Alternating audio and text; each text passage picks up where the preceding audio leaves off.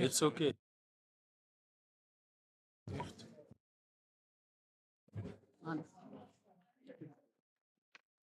ورجعوا.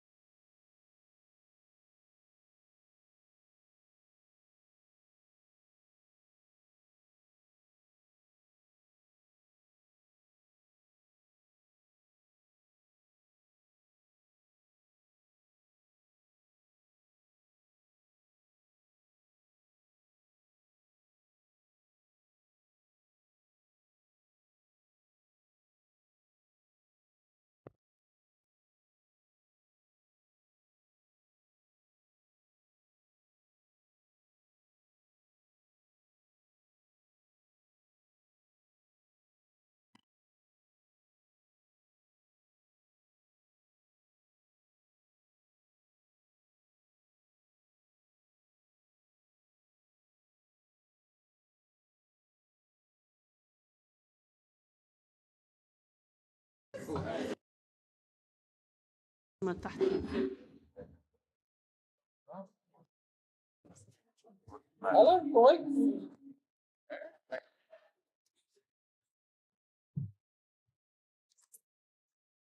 Uh,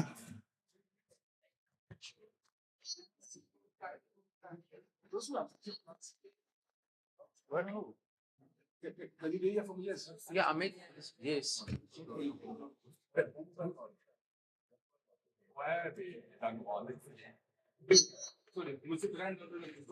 You know what this probably is? Somebody pulled I can see it's that MP there is busy touching the mic.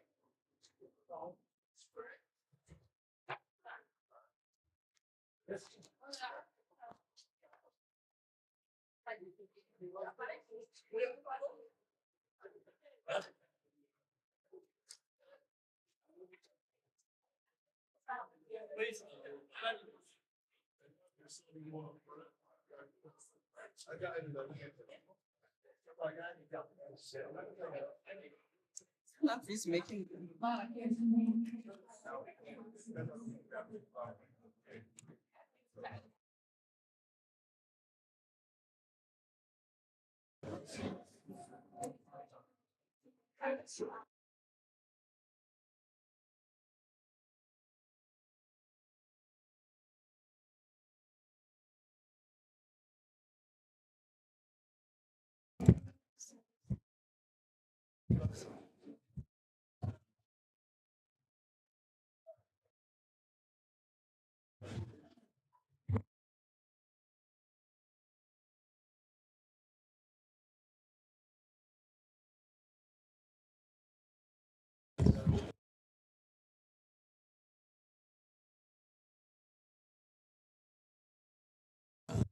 Next time,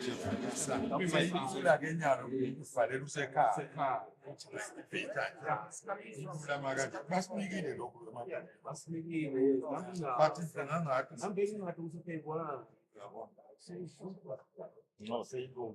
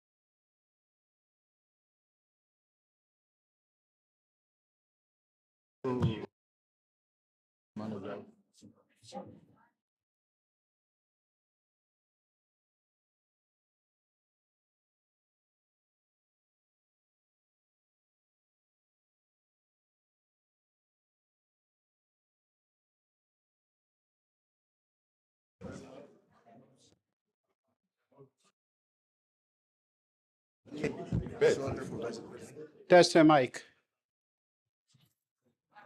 Sasha. It's working. Huh? Hello. Okay. The mic seems to be working now.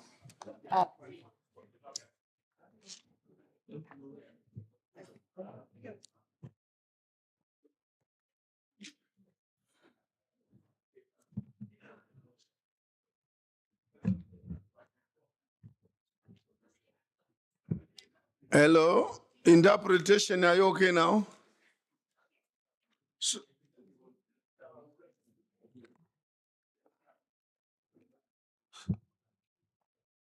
Interpretation, are you okay?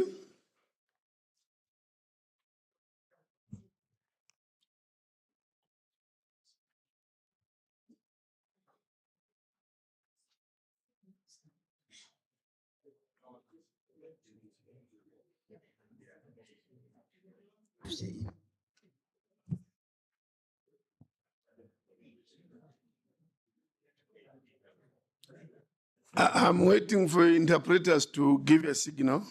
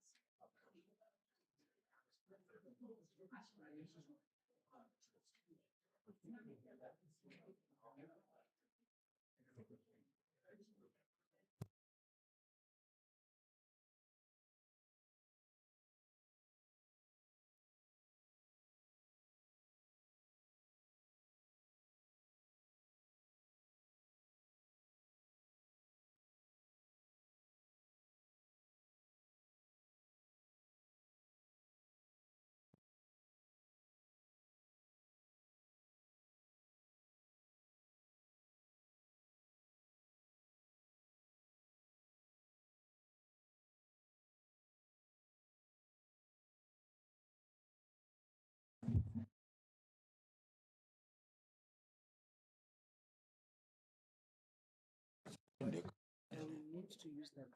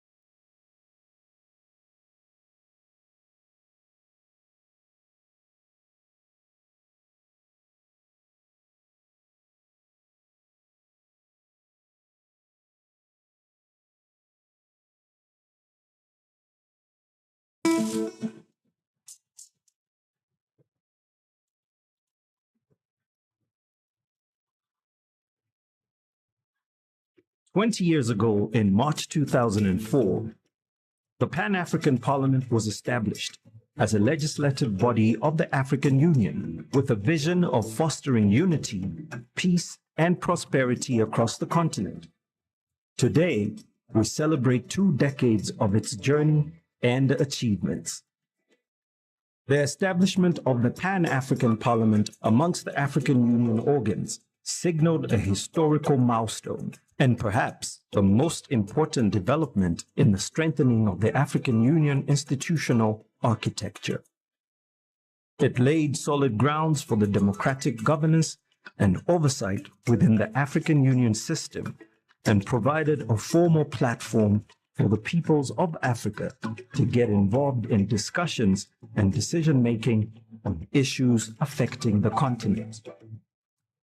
The genesis of the Pan-African Parliament can be legally traced back from 1991 with the adoption of the treaty establishing the African Economic Community, adopted on the 3rd of June 1991 in Abuja, also known as the Abuja Treaty. This treaty defined the pillars and grounds of realizing economic development and integration in Africa and called for the creation of a continental parliament amongst a set of organs as tools for the realization of African integration and economic development.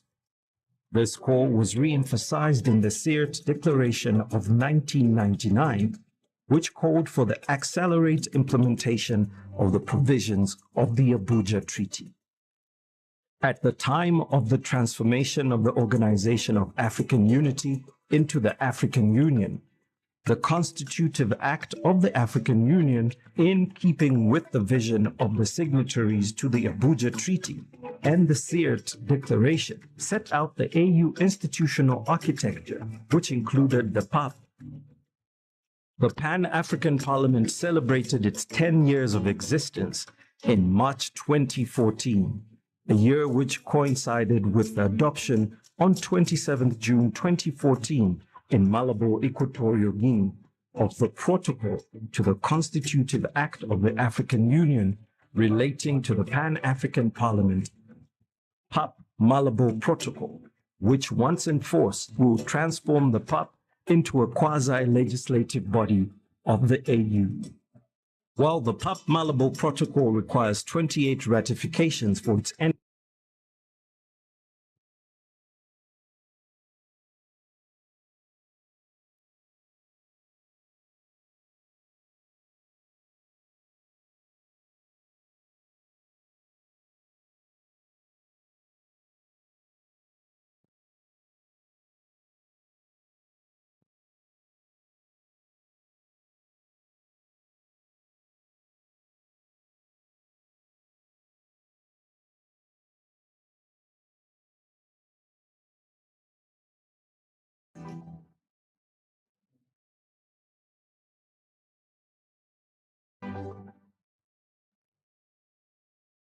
À cet effet, je sollicite la participation active et sans réserve des parlementaires nationaux, régionaux et panafricains à soutenir la position commune et unique de l'Afrique côté des gouvernements africains par l'enjeu des plus techniques mais politique. Il s'agit d'affirmer le soutien des parlementaires à tous les échelons régionaux pour cueillir le protocole de Kyoto pour la sécurité de notre continent. The Pan-African Parliament remains a platform for African people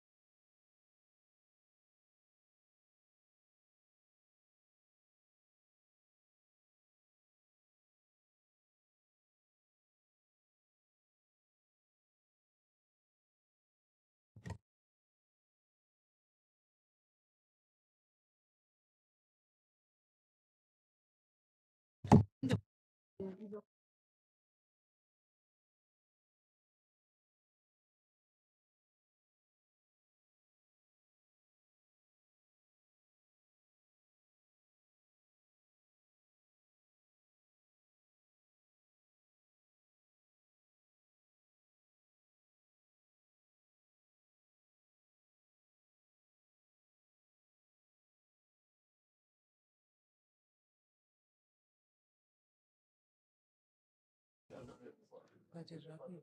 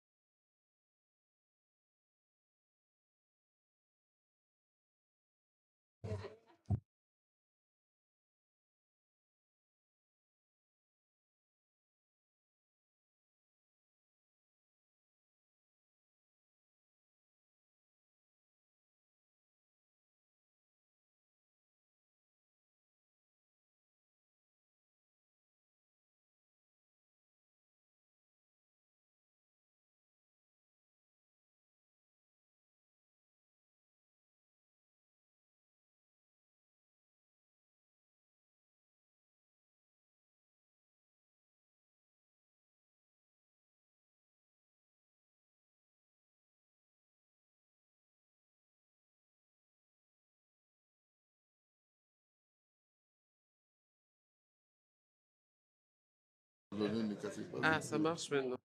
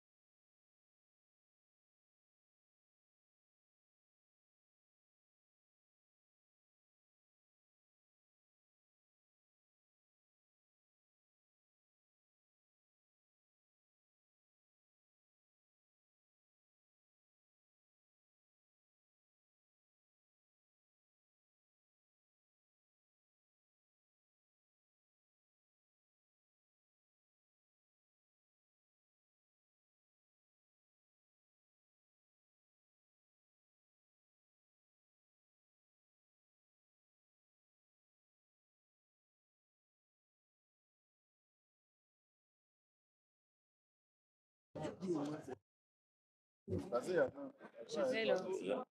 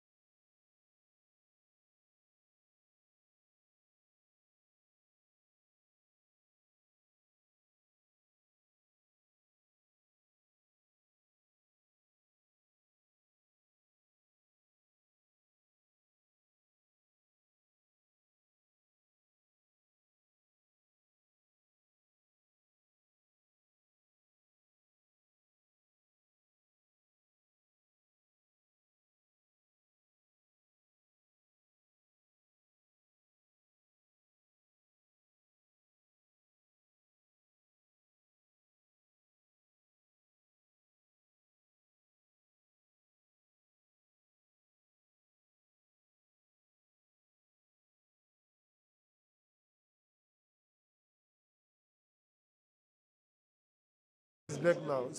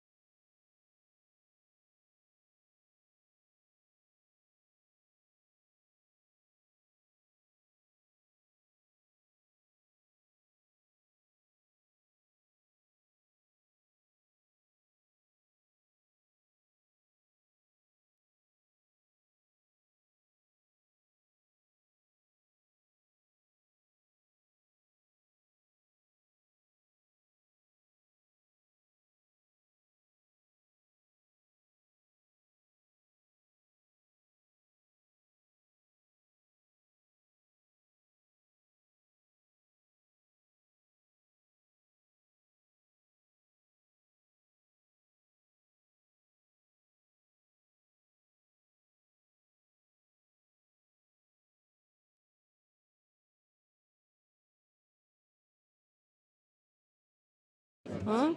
Là? Allô?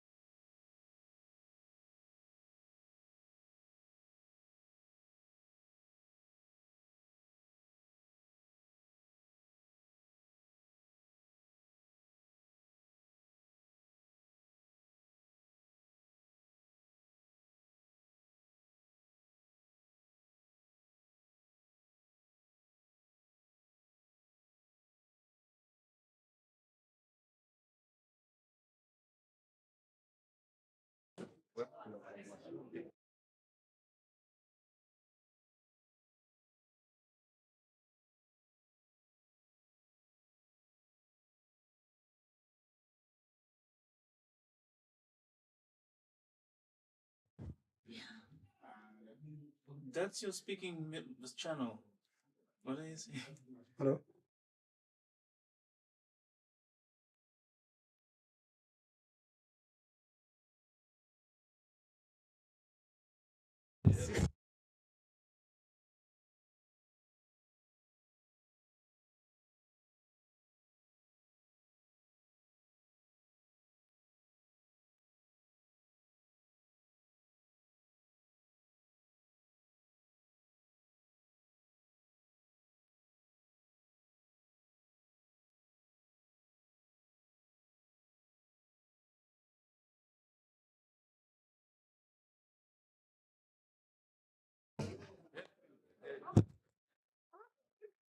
No. Is it? But it's an issue of interpretation. Translation working. Interpretation? Is it working? Yes, we are here, Mr. President. Honorable President. Honorable President. Honorable President. Honorable President. Honorable President. Honorable President, Channel 1, English. Honorable President.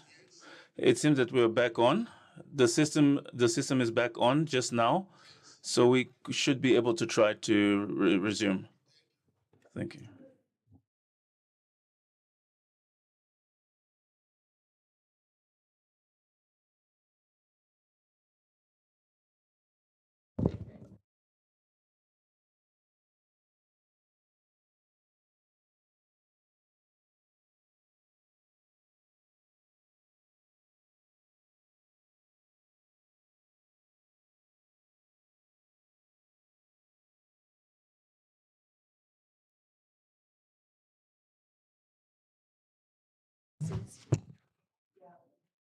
Just change it a little bit.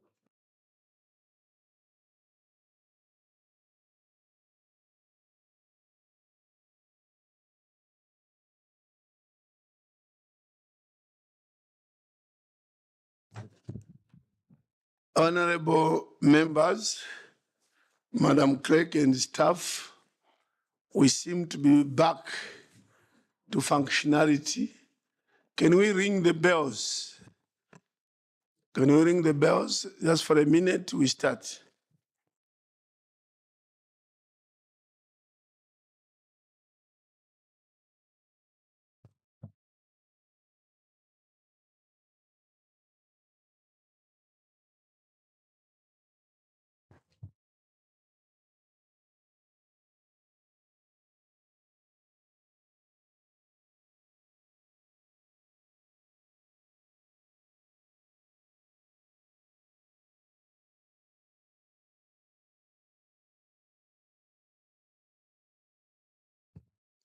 Thank you.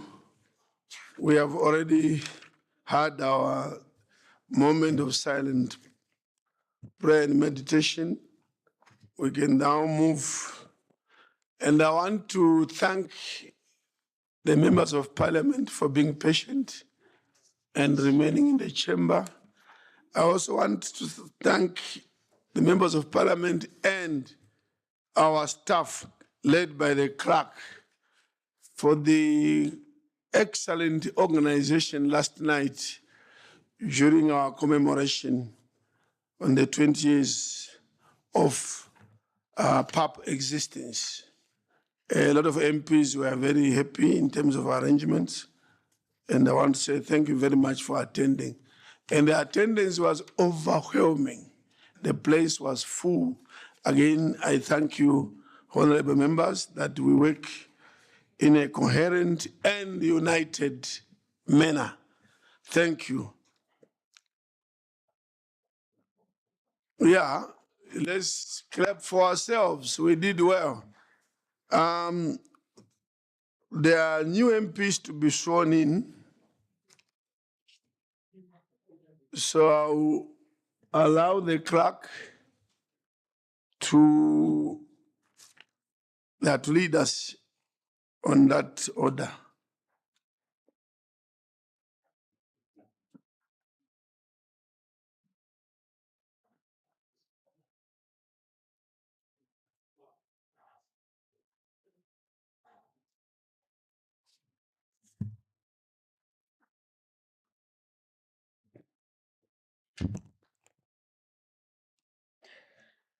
Honorable President, there are two country delegations scheduled to be sworn in this morning.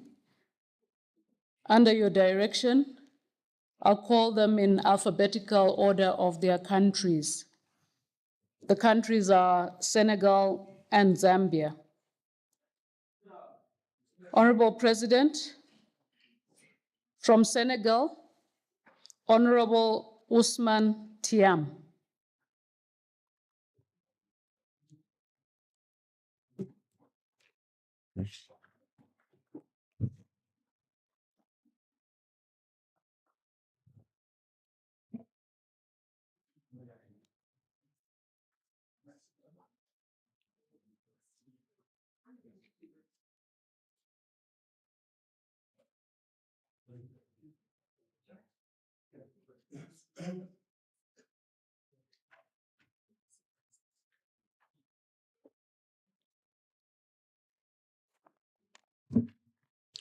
Bonjour.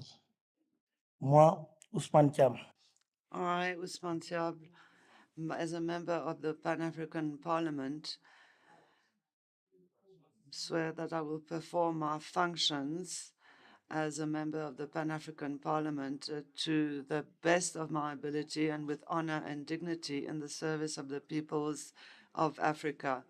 I will be faithful and bear true allegiance to the African Union and will preserve, protect, and defend the Constitutive Act of the African Union and the protocol to the treaty establishing the African Economic Community relating to the Pan-African Parliament as by law established. And I will promote adherence to the principles of good governance, democracy, human rights, international humanitarian law, peace, stability, and all objectives of the Pan-African Parliament. So help me God, I so affirm.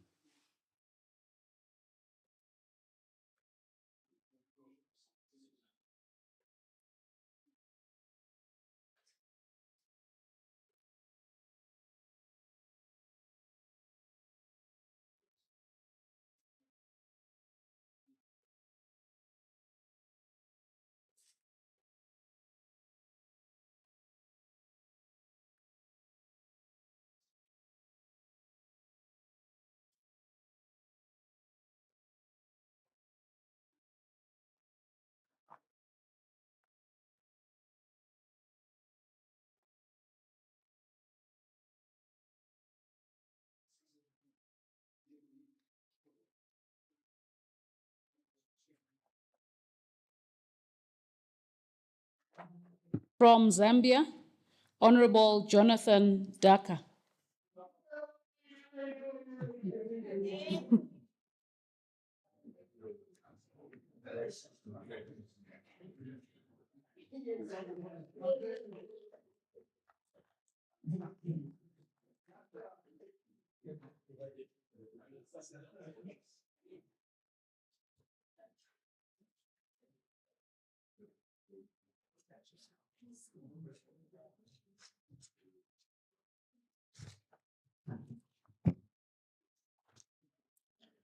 I, Jonathan Daka, hereby swear that I will perform my functions as a member of the Pan-African Parliament to the best of my ability and with honor and dignity in the service of the people of Africa.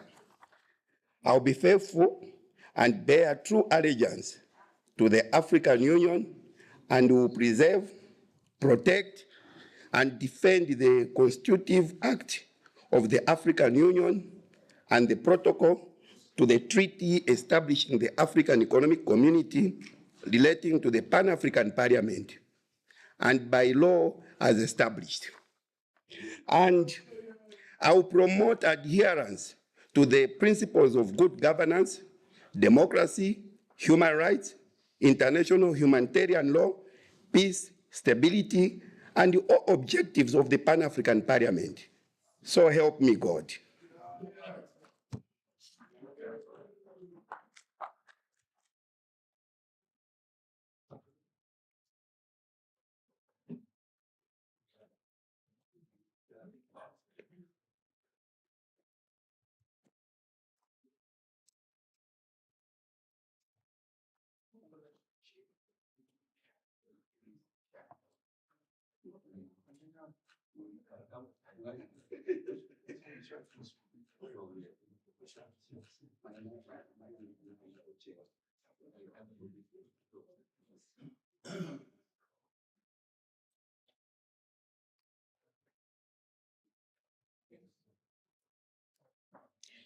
Honorable President, this brings to an end the list of members to be sworn in for today. Thank you very much. We now proceed,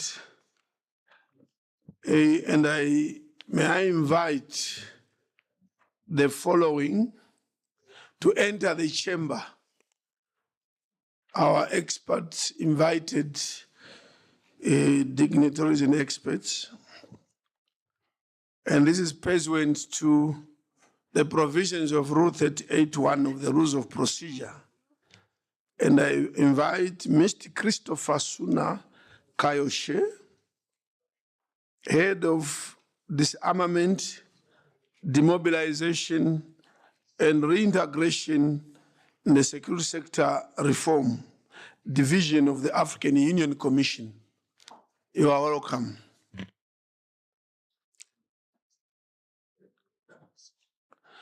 And may I ask the clerk to connect virtually the following guests: Ms.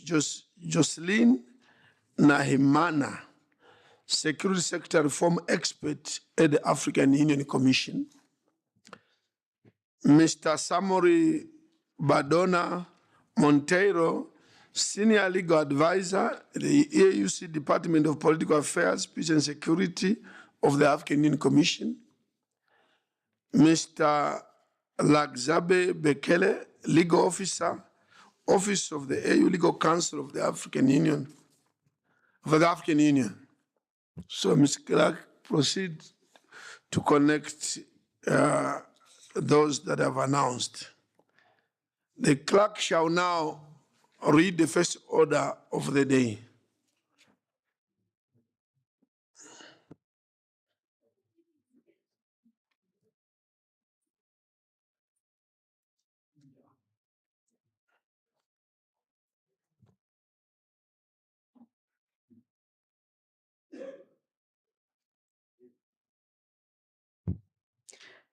Honorable President, the first order for the day is a presentation and debate on the consultations on the zero draft of the revised OAU Convention for the elimination of mercenarism in Africa.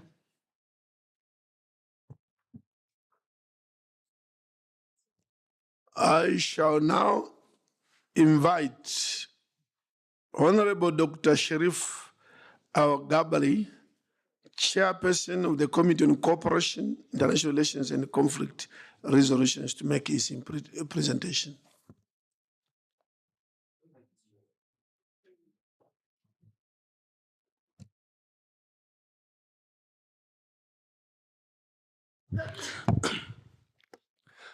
Bismillah ar-Rahman ar-Rahim. Good morning, honorables.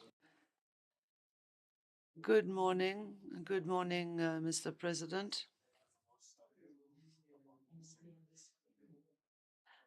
Today we will speak about mercenaries and problems associated with their presence in Africa and the impact that it has in Africa in terms of Rule 26(4)(c) of the Rules of Procedure of the Pan-African Parliament. The Permanent Committee on Cooperation is given the mandate to review the protocol and report to Parliament. The Committee on Cooperation, International Relations and Conflict Resolution, in collaboration with the Peace and Security Department of the African Union, has organized a joint meeting on the zero draft of the resolution concerning mercenarism in Africa. the Committee of Rules and Privileges was associated with this consultation. Two experts from the African Union Commission briefed the parliamentarians on this convention. They were Mrs. Jocelyn Naimana, an expert in the security sector, and Mr. Samori Badona Montero, senior legal officer.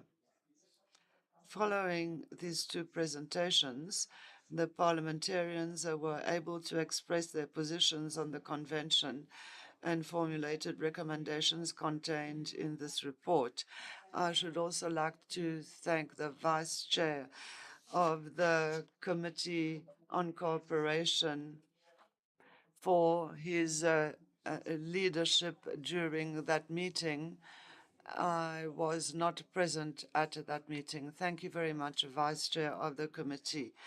And also thank you to Mrs. Jocelyn Naimana, an expert in the security sector at the African Union Commission, recalled that under the statute of the African Court of Justice and Human Rights, mercenarism is a specific crime of aggression. Furthermore, the use of mercenaries in security services is prohibited by the African Union. This practice poses a threat to the sovereignty of a state and hinders development. Is a professional soldier to serve in the foreign army, or is a person primarily motivated by personal gains? Well, however, given the evolving security landscape characterized by the emergence of private security services, and this is a new element that has entered private security services, the African Union has decided to revise this convention to adapt it to the changes of our societies. The main points to be revised concern the very definition of mercenarism and the mechanisms for implementing this convention. A definition that is too broad is subject to various interpretations. These are the primary motivations driving the interest of the revised OAU Convention for the Elimination of Mercenaries in Africa. The revision process began in the years following independence with consultations involving various stakeholders, including parliamentarians. According to Mr. Samori Badona Montero, the legal advisor of the African Union Commission, the revision of this convention follows a comprehensive process leading to its adoption by the conference heads of states and government. This involves the contribution of all political bodies of the African Union. Well, there were debates in the committee, and the parliamentarians approached this topic with great interest, as it's highly relevant to the current global affairs. Many countries are facing the challenges posed by mercenarism, a phenomenon that has become increasingly complex, alarming, particularly with the involvement of the private security services in domestic armed forces. We see this in West Africa, we see this in eastern part of Africa, we see everywhere the mercenaries involved today. In this regard, parliamentarians highlighted the issue of external interference in the recruitment and training of mercenaries. This is a very important point, the foreign interference in training and arming those mercenaries. Countries with fragile security systems are significantly influenced by mercenaries, sometimes leading to the downfall of regimes and causing adverse effects on the lives of the civilian population. However, some parliamentarians argued that the proliferation of mercenarism is rooted in the poor management of resources and the weaknesses of institutions within countries. Therefore, they asserted that even if this convention were revised due to the specificities of each state, mercenarism would still persist. The legal advisor of the Pan-African Parliament contributed by stating that mercenarism today takes various forms. Cybercrime, for example, is a form of mercenarism that excludes the use of violence. Furthermore, he reiterated that the definition of mercenarism in the current convention is overly detailed. Since the convention has a penal nature, the definitions of offenses must be interpreted strictly. However, he emphasized that the fundamental element of mercenarism remains profit. Recognizing the necessity of revising this convention due to the danger of mercenarism in Africa, the parliamentarians made several recommendations. In light of the alarming rise of mercenarism in African states, the parliamentarians have made the following recommendations. First, recommendations to the member states of the African Union. Number one, accelerate the ratification process of the revised OAU Convention for the elimination of mercenarism in Africa. Number two, strengthen their security system. Number three, prioritize bilateral or multilateral cooperation, military cooperation to combat mercenarism. Number four, invest heavily in the national army to deter private security services. To the African Union, the recommendation of the committee is to establish a standby military force to combat mercenarism. As a conclusion, the revision of the zero draft of the revised OAU Convention for the elimination of mercenarism in Africa is absolute urgency due to the increasing prevalence of mercenarism on the continent. It is with this concern that the Committee on Cooperation, extended to the Committee of Justice and the Committee on Rules, initiated this series of consultations to address the shortcomings of the current convention. Thank you very much. We'll have the speakers who will give more details about this new law, OAU convention. Thank you. Thank you. Thank you, Dr. Sharif. I now invite Mr. Christopher Sunakayoshi from the head of Disarmament, Demobilization, and Reintegration of Security Reform Sector, Division of the African Union Commission, to make his representation.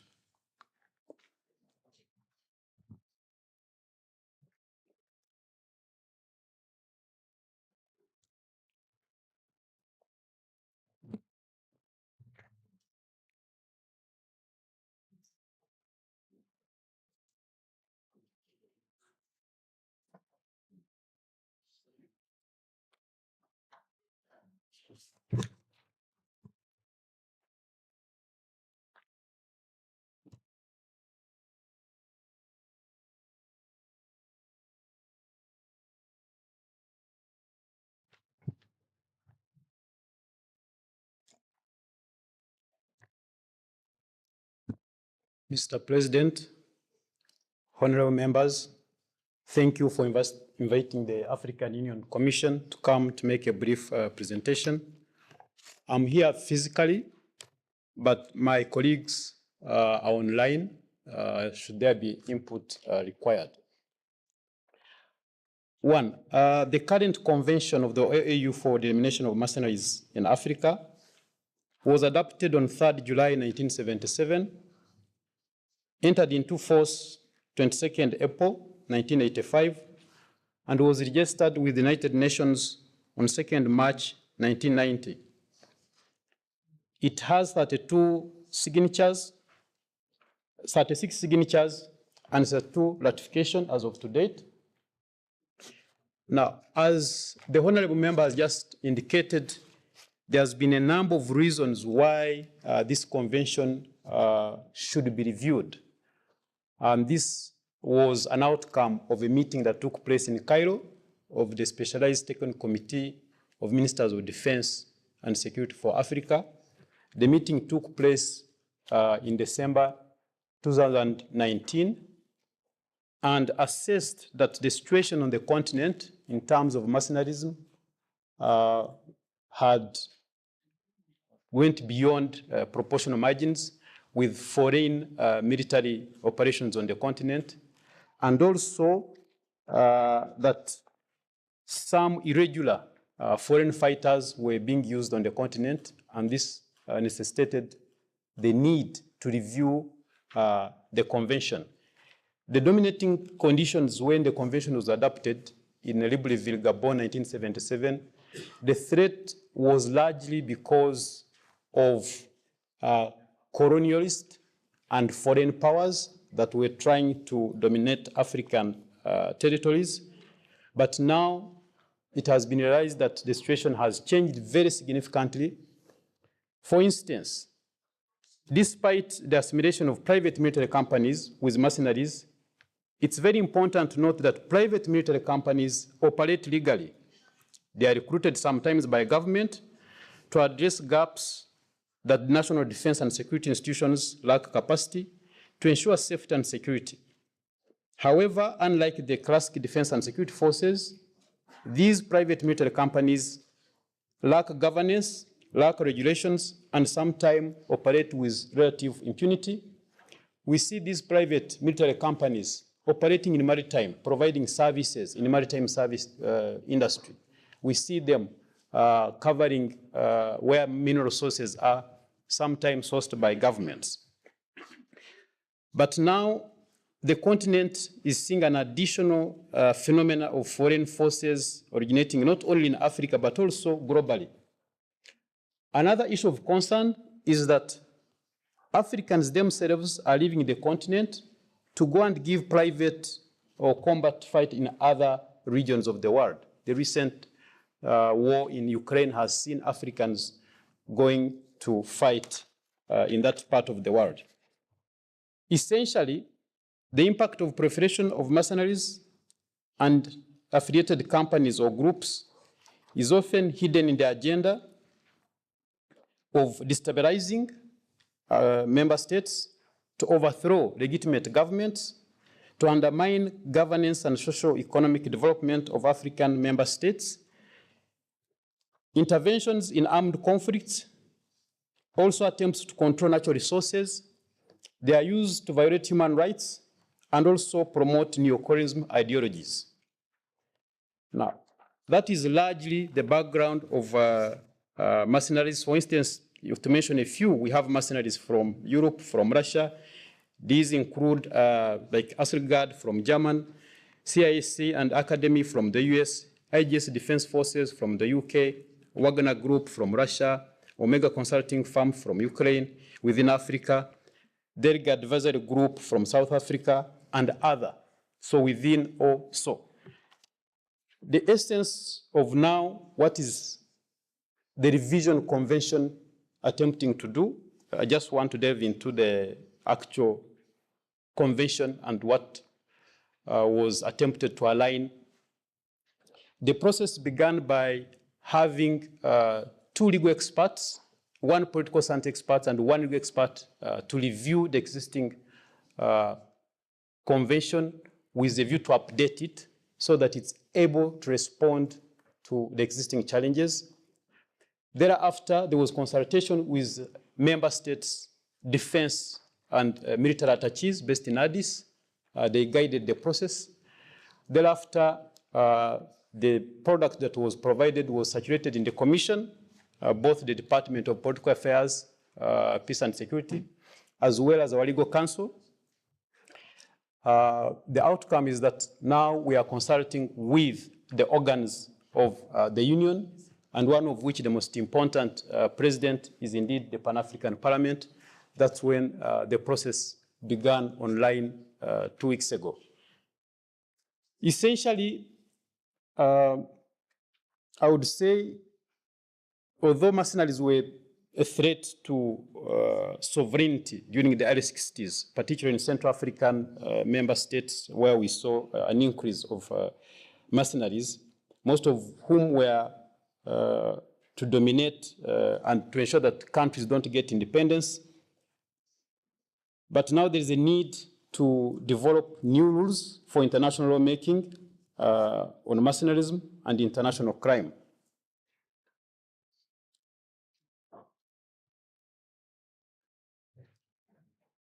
To us, the Commission also realized that mercenary is a huge handicap to silencing the guns in Africa by 2030, because these mercenaries are involved in undermining governments, and also we have seen examples where mercenaries, they make demobilization unsuccessful, because if demobilization after the conflict, the demobilized combatants, they switch allegiance, they go to other regions.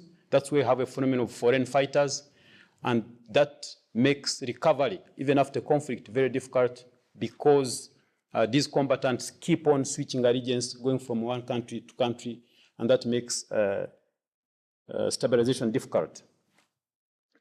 It's very important also what we saw, that the African Union Peace and Security Council, at its 14th May meeting, when it was highlighting the crisis that happened in the Republic of Chad, they highlighted that actually mercenaries was a huge issue by then. That's the Council's pronouncement. And the Council also has continued to be very, very keen on the issue of the mercenaries, because also December last year, again, this issue came on the table of the Council, whereby also the Council is very concerned that this treaty or this convention should be re-updated, particularly to ensure there is a regulatory mechanism, there is enforcement mechanism. That's what is the main element that came out from the political part of it. The lawyers are online, they may give feedback where required, either by writing, but the main element was that there should be elements for enforcement. Also, what we saw is that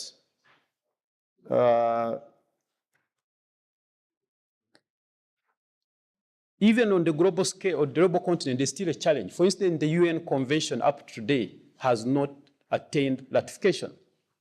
The Convention on Mercenarism, so one would say that actually Africa is a bit ahead, because when we're doing cross-examination and comparative assessment, we realize that there's a lot of contestation around this issue. That's why there is a parallel process, a non-binding process called Montreux, which is a process that some UN member states are ascribed to, and also African Union member states are ascribed to, which is parallel, non-binding. But the Montreux process, which generated the Montreux document, essentially attempts to regulate private military companies, which are legitimate, but now how to regulate them and their code of conduct. Essentially, not eliminating mercenaries, not getting rid of mercenaries as a separate phenomena that we are trying to deal with, that we have seen that even definition sometimes becomes difficult because of nationality. Some people today have multiple nationalities. So at least if we could regulate the industry of the private military companies and security companies, who in most cases are even more armed, more sophisticated armed than actually standing armies of some of our member states. The definition came out very extensively. I think also we shared the zero draft, both in English and French. You'll see that the definition came back all the time is the main element, but essentially the draft is aligning with the definition of mercenaries of Article 47 of 1977, Protocol 1 of the Geneva Convention of 1949, and other articles related to recruitment, use, financing, and training of mercenaries.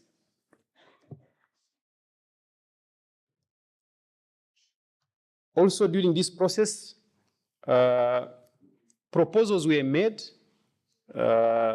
particularly on languages to be used, because in essence, we have seen that Some of these private military companies are essentially, they operate at the invitation of our member states.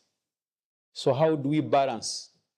The need, since they are invited by our member state, and how do we deal with the traditional predatory mercenaries that are separate from the one that our member states invite, usually during serious political instability. A new definition, again, came up that was proposed by the UN Special Rapporteur on the subject matter, as well as a set of elements should be included in the new definition of the mercenary elaborated by the Office of the High Commissioner for Human Rights, because human rights came up as the most crucial issue, both at the UN and also on the continental review document that we assessed. Of essence also is that profit, as the Honorable has just mentioned, profit is the one that came out very, very important, that because we see these mercenaries, we have indicated, they try to go where their resources. Always they go where there are resources, and sometimes they dominate non-governed spaces where there is lack of stability or there is lack of reduced reinforcement of our member states, and they take advantage of the extractive industry.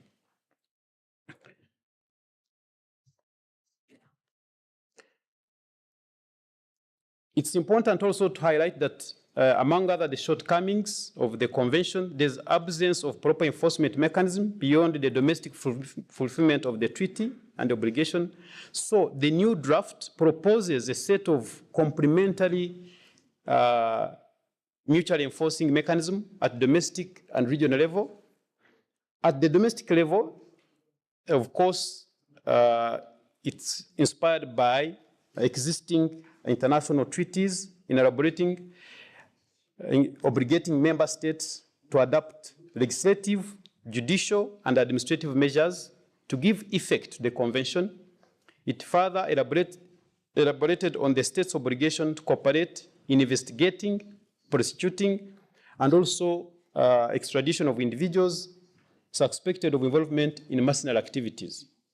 But now, at the regional level, the revised convention proposes enforcement mechanism where existing treaties that already criminalize the crime, particularly as referred to by the Honorable, that the African Court, the African Court of Justice and Human Rights already codified this as a crime.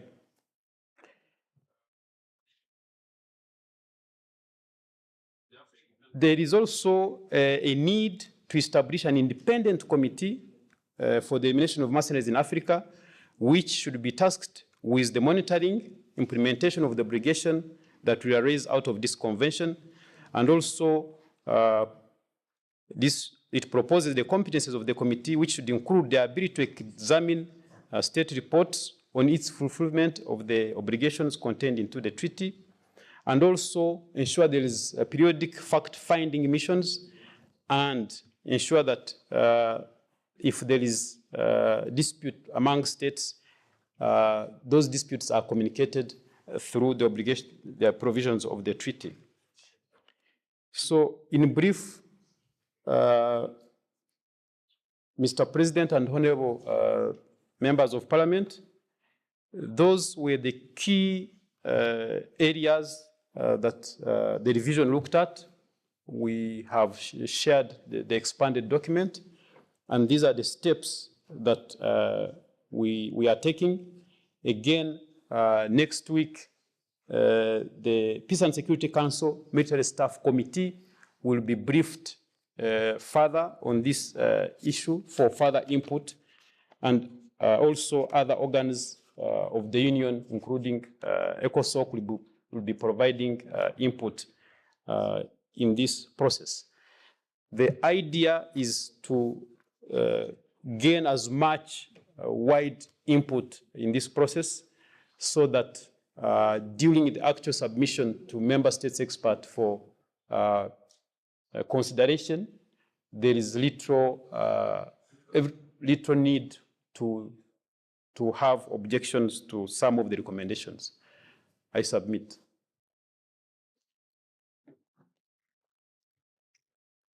Thank you very much.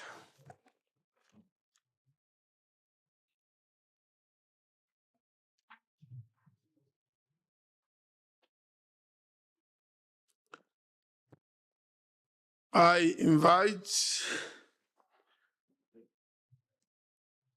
Dr. Sherif El Gabri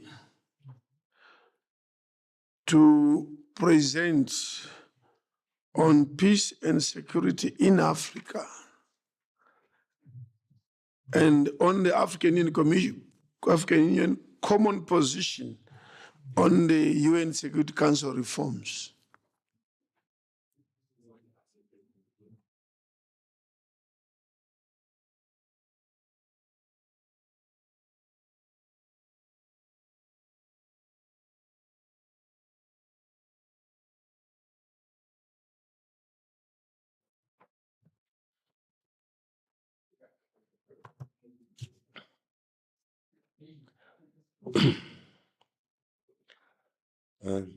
Honorable Mr. President, honorable members of the PAP. Well, this is a summary of the report of the Committee on Peace and Security in Africa. In accordance with the provisions of the Rule 26.4 of the Rules of Procedure of the Pan-African Parliament, the Committee on Cooperation, International Relations and Conflict Resolution is in charge, among other things, assisting the Parliament in efforts on conflict prevention. In this regard, the Committee on Cooperation was treated to 2 presentations on the state of peace and security in Africa. These presentations were made by, number 1, the Department of Political Affairs, Peace and Security to the African Union. Number 2, Afrobarometer. These 2 presentations enabled parliamentarians to initiate debates without any taboo on the real causes of insecurity and the threats that undermine peace in Africa. This culminated in the formulation of the recommendation contained in this report. First, an overview of the state of peace and security in Africa. The presentation was made by Ambassador William Awinador, representing Ambassador Bankole, the Commissioner of Political Affairs, Peace and Security of the African Union Commission. The presentation gave an overview of this security and peace situation in Africa. Schematically, all the 5 geographical zones of the continent are experiencing insecurity situations which are severely threatening peace in the east of the continent. Insecurity in the east of the DRC is still prevailing despite the peacekeeping efforts by the United Nations. In North Africa, the situation in Libya is another challenge. Also, Central Africa, West Africa, violent extremism fueled by different terrorist groups are plaguing the great Sahel region. And the unconstitutional change of governments in Mali, Burkina Faso, and Guinea, Conakry, and Niger have had serious consequences on the life of the populations. The situation in Sudan is a great humanitarian catastrophe in which the international community finds itself unable to act in order to find fair and lasting solutions. The peaceful region is not experiencing active conflicts, but the phenomena of Haiti gangs is call for concern to the UN. At the global level, in the conflict between Ukraine and Russia, Africa is maintaining its non-alignment position. In this regard, in accordance with the mandate, which is that of promoting peace and security, good governance, stability in Africa, the Department of Political Affairs has set at its priority in 2024 the resolution of the crisis in Sudan, Ethiopia, Somalia, Eastern Democratic Republic of Congo, as well as the Great Sahel region. The increased collaboration between the Department of Political Affairs and the Pan-African Parliament is highly applauded in order to prevent threats to peace, an approach based on the knowledge in the field of the consolidation of peace and conflict resolution. To this effect, the Pan-African Parliament has been called upon to explore the request of the security funds from the African Union for peace initiatives on the African continent. Second presentation was done by the Afrobarometer. Afrobarometer is a network of Pan-African researchers who are conducting regular studies through the public opinion polls on issues related to the governance, human rights, peace, and security, and security, which was created in 1999. In this regard, Mr. Nyasha Mapani, expert of Afrobarometer, made a presentation to members of the Committee on the State of Peace, Security, and Governance in Africa. During his presentation, he asserted that the main causes of conflicts in Africa are related to the following factors. Number one, non-efficient management of the economic system in many African countries. Number two, increase of unemployment of youth. Number three, poverty. Number four, lack of basic social needs for the populations. The situation often creates social crisis, which ends up in military takeover of power. An opinion poll has shown that at least 47% of citizens do not trust the democratic institution because they lack confidence of this institution. Furthermore, poorly organized elections do not foster a democratic change of government, which leads the citizens to believe that military regimes that emanate from coup d'etats may be the solutions to the crisis. The expert pointed out that in spite of somehow disappointing governance in Africa, the African Union is called upon to multiply its efforts with a view to strengthening democracy on the continent. Debates. Unanimously hailed by all members of the committee, the two presentations gave rise to the intense debates during which the following issues were discussed. The inefficiency of the African Union to resolve conflicts. The red tape in decision-making by African Union. The negative influence of Western countries are having on conflicts in Africa. The promotion of education and vocational training of youth in order that they should not be recruited by terrorist groups. The promotion of the ownership of African solutions to African problems. Recommendations. In light of the multifaceted nature of the conflicts that are threatening peace and security in Africa, members of the Committee on Cooperation, International Relations, and Conflict Resolutions made the following recommendations. Number one, to African Union member states, strengthen democracy and the rule of law in Africa. Number two, fight against poverty and youth unemployment. Number three, ensure the provision of basic social needs to the populations. Number four, strengthen national unity and effectively fight against corruption. Number five, guarantee democratic change of regime.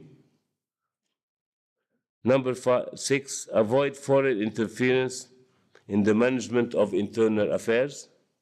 Number seven, fight against imperialism in all its forms in order to eradicate conflicts in Africa. Number two, the African Union Commission put at the disposal of the Pan-African Parliament a security fund for peace initiative. This is very important because of the lack of funds, the Committee on Cooperation International Relations cannot do its job. It needs to travel, it needs to go to areas of conflicts and elections and all these kinds of jobs that are part of the essential part of the job of the committee. But due to lack of funds, the committee is not being able to do this job as it should do. Number two, strengthen its effects in fostering peace in conflict countries. Number three, reduce its financial dependence on Western powers and focus on the use of natural resources of the continent to finance its programs and projects. To the Pan-African Parliament, number one, establish a solid cooperation base with the Department of Political Affairs, Peace and Security of the African Union Commission in order to prevent and resolve conflicts. Number two, fine-tune working methods in order to address the current challenges. Number three, organize parliamentary fact-finding missions to the countries of Africa that are being ravaged by conflicts. Again, funding here is very important. Conclusion, due to these 2 decades, conflicts in Africa have taken a very disturbing proportion to the extent that all geographical regions of the continent are affected. The situation has led to adverse consequences on the life of the populations of the continent. Despite the peace efforts made by the African Union, the conflict situation still remains uncertain. Thank you very much.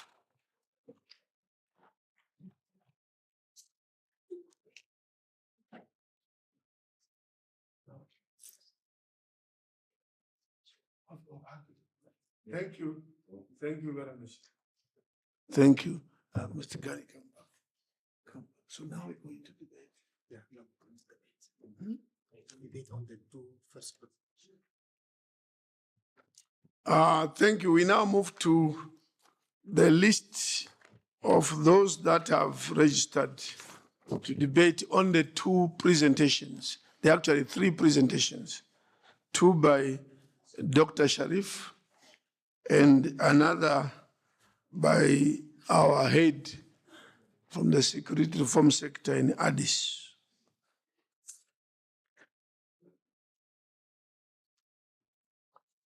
The first one name here is Honorable Esther Mutoni Pasaris, Kenya. Thank you, Mr. President, for giving me this opportunity. I want to thank the Committee on Cooperation, International Relations and Conflict Resolution, and Mr. Christopher Sauna Kayoshe for the head of Disarmament, Demobilization, Reintegration, Security Sector from the African Union. Mr. President, I wouldn't be standing here oblivious of the fact that our own country right now is undergoing an uprising of a generation calling itself Generation Z. They are all under 27 years, and they are using social media to really bring themselves together, to bring accountability to government. And we've realized that, as we're sitting down here and talking about mercenarism, we also have a new form of threat that is rampant is going to be rampant in Africa. The ability to call together population to bring accountability. And much as it's putting us on the spot as a country that was considered stable, we've seen this every election cycle. We have seen an uprising every election cycle. So it starts off with free, fair, credible elections. As long as Africa continues to manipulate elections, you will never be able to get rid of Masinarism, because at the end of the day, people will always feel aggrieved. The last election saw over 8 million people not vote. And the reason they didn't vote is because they did not have confidence. So as we strive for democracy in Africa, we have to come to terms with the fact that there is no democracy when elections are manipulated. And then when it comes to elections, we also make a lot of promises. And the promises we make, some of them are just to win the votes, and sometimes unsustainable. The presenters talked about corruption. I mean, we have got to reach a point as leaders in the continent to make sure that we actually stamp out corruption, whether it's your brother, whether it's your wife, whether it's your mother, whether it's your son. Corruption should not be entertained. The high population growth. I remember in the 60s when Kenya got independence, one of our leaders at that time, Tom Mboya, was asked by the BBC, what are your plans for Africa? This was in the 60s. And he said one of the things was to curb population. But right now we are so confused as a continent. With 40% average unemployment rate, we still think that, oh, the West are the ones who are telling us not to family plan. Our youth are our biggest asset. But our youth, with the shrinking job market, with the AI, and all the machinery that's coming in to do, even take the jobs of humans, we have a situation where we have to curb our population growth. As long as we don't talk population and we bring religion into it, we're actually ending up with a population that we can't sustain, even with all the resources. Of course, the big elephant in the room is also debt. So we can't avoid talking about the debt trap. And of course, climate changes that Africa is suffering a huge brunt. So I think there is a need for us to have a real reflection and to talk to the bodies that loan Africa money at such high interest rates. Because if we don't solve the problem of debt, corruption, population, then we're going to, and free, fair, credible elections, then Africa is always going to be having youth for hire, for a very cheap price, and having uprisings within a country. So I believe that we have to have a global look when we look at all the issues containing and ailing Africa right now, and it starts with us as leaders. Are we willing to stare ourselves in the face and say, enough with corruption? Even here in our own parliament, are we really running a corrupt-free Pan-African parliament? Are we running corrupt-free countries, parliaments in our own countries? Because as long as we have corruption, as long as we manipulate elections, as long as we don't talk population, then we're going to have to deal with not just Masinarism. We're going to have to deal with conflict. And of course, we've got to look at food security. We've got to look at climate change. I think it's about time that we talk with one voice. Talking with one voice means that we actually come together as a continent and actually look at our resources, look at our assets, and speak to our global partners in the North that enough is enough. Has Africa ever been compensated fully for colonization? No, we haven't. I think it's about time that we start having these discussions on the table. We start having debt swaps. We start having breathers, and we start having accountability to the citizens that we represent. Without that, I don't think we will be able to have peace and be able to solve conflict in Africa. The spirit of Africa as a dark continent is actually coming in as a shadow, and very soon it will consume us. If we want to actually stop being the dark continent, then I think it's important to have an honest reflection about who we represent and how we represent and what we dream for the continent of Africa. Because right now, when I look at my country, I cannot say that it's running away from being a dark continent. All I can say is that we have let down a lot of citizens, and the uprising of the future is one click of the button where everyone can come to the streets and cause total anarchy. Wallace D. Wattle wrote a book in the 1930s, The Science of Getting Rich. And he said it is better to have a corrupt government than to have total anarchy. We've seen anarchy in lots of countries, not just in Africa, but also around the world, Syria, Libya. So we have to promote peace. But at the end of the day, no one wants to see their children not have medicines in the hospitals. No one wants to see their children not be able to have a job after having a degree, even master's and PhD. No one wants to see their children starving at night. And these are the consequences of poor leadership. So I ask that as a Pan-African Parliament, as leaders coming from respective governments, that we have an honest reflection about what we are up against. And what we are up against is the click of the button that can bring a revolution in any country, not just in Africa, but the entire world. Thank you.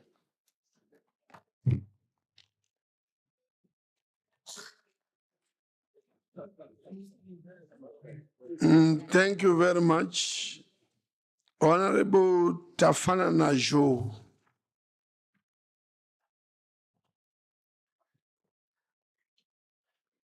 Thank you very much, Mr. President. I would like to extend my gratitude to you, Mr. President, for according me the opportunity to share my perspective on UN Security Council reforms. As parliaments in Africa,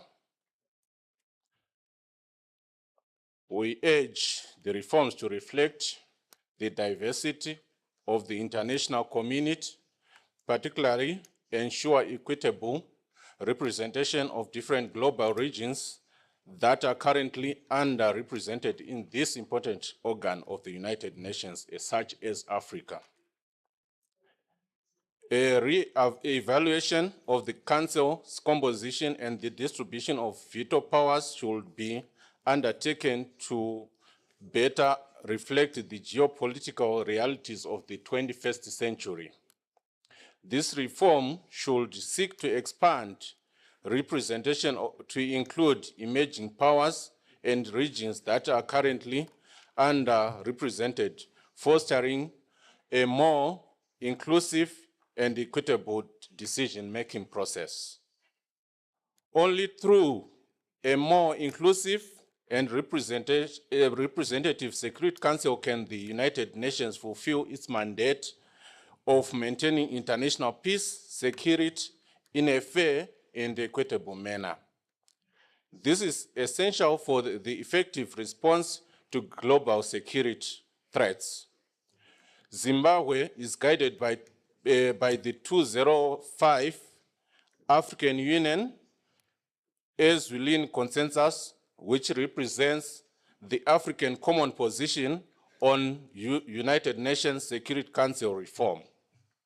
The Eswatini Consensus demands that Africa be accorded permanent seats with all the rights and privileges of permanent membership, including the veto power. Zimbabwe reaffirms the call by Africa for the reforms of the United Nations Security Council that the maintenance of peace and security should not be the preserve of the privileged few as established in 1945 after the end of World War II. There has been a lot of changes, and this has to be taken into consideration. For that reason, reforms should aim to enhance representation, legitimacy, accountability, and adaptability to contemporary challenges, while promoting democracy, diplomacy, and conflict prevention. I thank you, Mr. President. Thank you. Honorable Mohamed Bangura of Sierra Leone.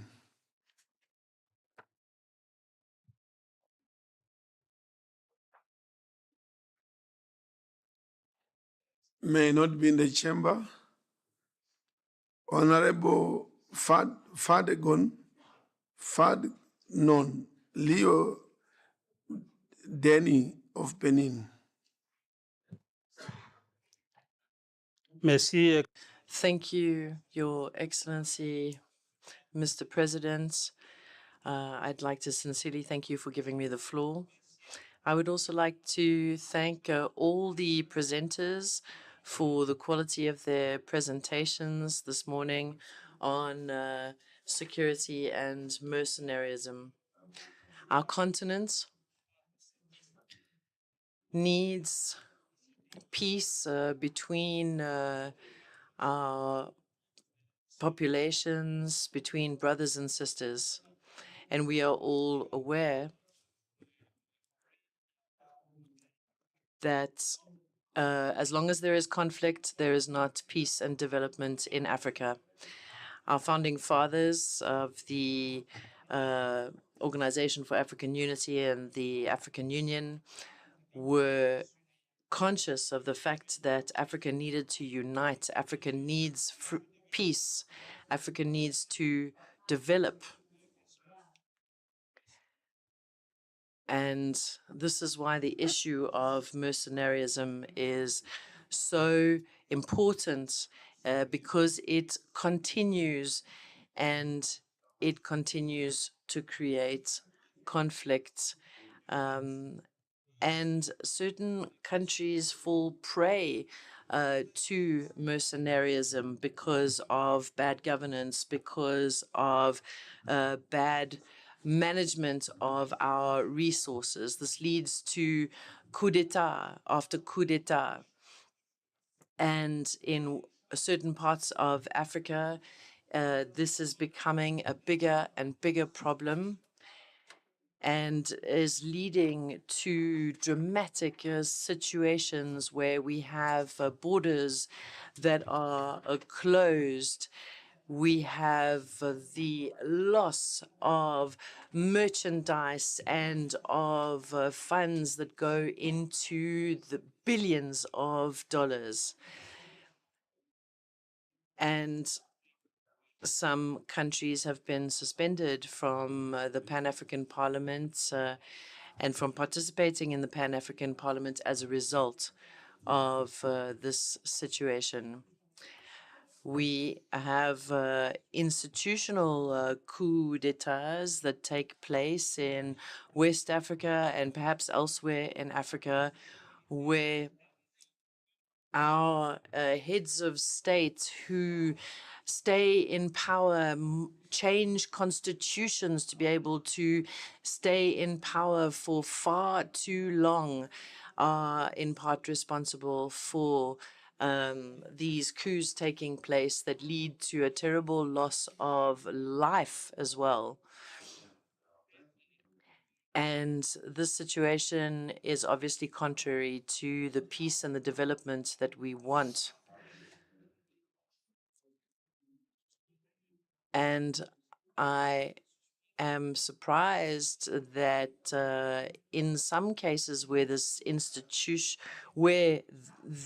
these situations have taken place, where heads of state have been able to change the constitution to stay in power, I'm surprised that these countries are still allowed to participate in the work of the Pan-African Parliament. Thank you, Mr. President. Thank you. Next presenter, Honorable Habib Ahmed Saleh of Sahrawi.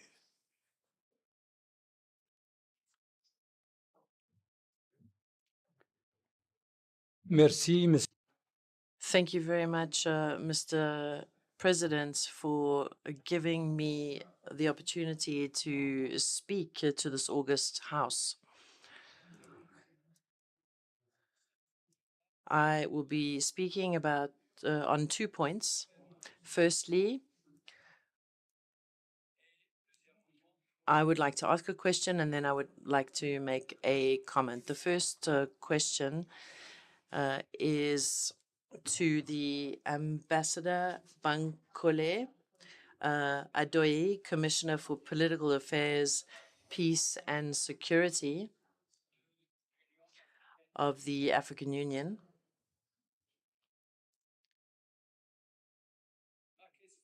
And the question is as follows. Why has the African Union seemed incapable to resolve the conflict between the Sahrawi Republic and the Kingdom of Morocco?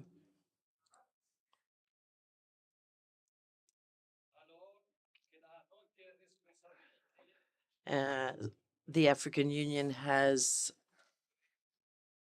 the responsibility to resolve all conflicts between all member states. And I'd like to remind you that the Kingdom of Morocco is occupying the territory of the Sahrawi Republic for over 40 years now. And this has created conflict between the two nations, and we need to find a solution to this conflict in the name of Africa, because this conflict is preventing the African Union to move forward. What is preventing the African Union from finding a peaceful solution to this conflict? The solution I would like to propose is as follows. I think that everyone here present, as members of the Pan-African Parliament, everyone has the right to be informed by the Commission of the African Union, responsible for political affairs, peace, and security, of all conflicts on our continent, and to not be informed selectively of conflicts, ignoring some of the biggest conflicts on the continent, namely the conflict between the Sahrawi Republic and the Kingdom of Morocco. So I would like to ask the ambassador to please inform this August House what solutions are proposed by the African Union. Thank you. Thank you. I now call upon Honorable Fatoumata Njai, the Gambia. Thank you very much, Mr. President. Mr. President, I would like to talk about the summary of the report of the Committee on Peace and Security in Africa. Mr. Speaker, there's no nuance that the situation of bad governance is applauded in the continent. And I think that's why we have this much conflict in the continent. Mr. Speaker, Mr. President, we sit, we encourage, and we watch our leaders delve into corruption, and we encourage them by applauding them and supporting them. Mr. President, the citizenry in this continent are wallowing in poverty. And now we have a conscious citizenry. Mr. President, we are here representing the continent, and we have seen what is happening in Kenya recently, and we haven't uttered a word. Is that not encouraging what is happening? I think we should start talking to our leaders rather than keeping quiet, because keeping quiet is consent and is supporting what is happening in the continent. I am from West Africa.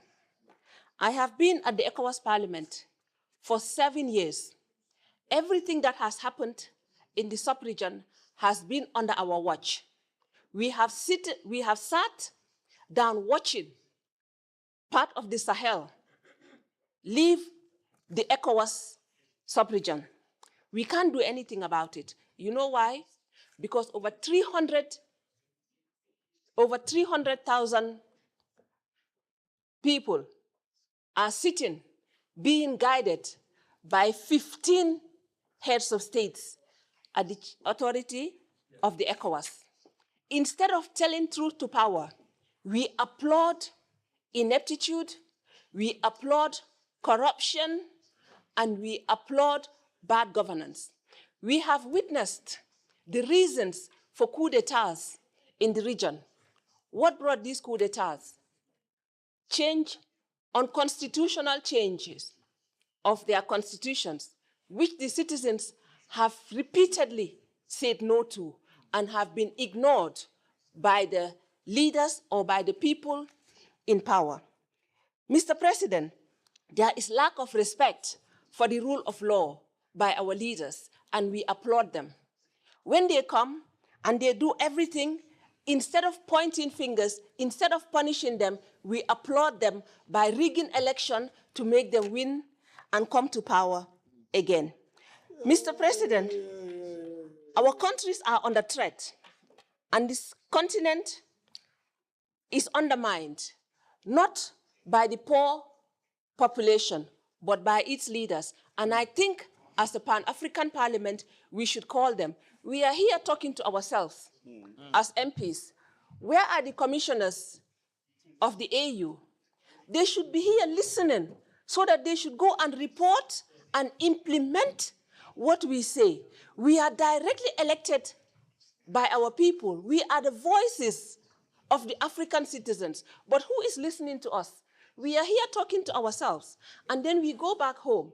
And Mr. President, I would urge this assembly to make sure that every session that we have, we present the current situation of our countries and look for recommendations as to how we stop these events, these unnecessary happenings. Mr. President, there is uncontrollable corruption in this continent. And the lack of respect to the rule of law is not by the people, it's not by the population. It is by the people that should defend and guard the same laws that they make to protect the people. But no, they don't do that. And I go back to page 4 of the English report. It says recommendations to the African Union. I have seen 7 recommendations, but Mr. Speaker, I think they are all vague. Strengthening democracy and the rule of law in Africa. What is that? We know the rule of law in Africa is weak. We need to pinpoint and point out the weaknesses in those rules of law. We know them. We know that we need 2-term limits in each and every country in this continent. Yeah. We know that we should fight against poverty and youth unemployment. What do we do about it? We need to create employment. We need to make sure that we are self-sufficient in food to feed our own people. But no, instead of doing that, Mr. President, we are feeding ourselves. We are here spending 2 weeks doing what? And then we go back to our respective countries and do what? Thank you very much, Mr. President. I think we should further look into everything that we do. Thank you.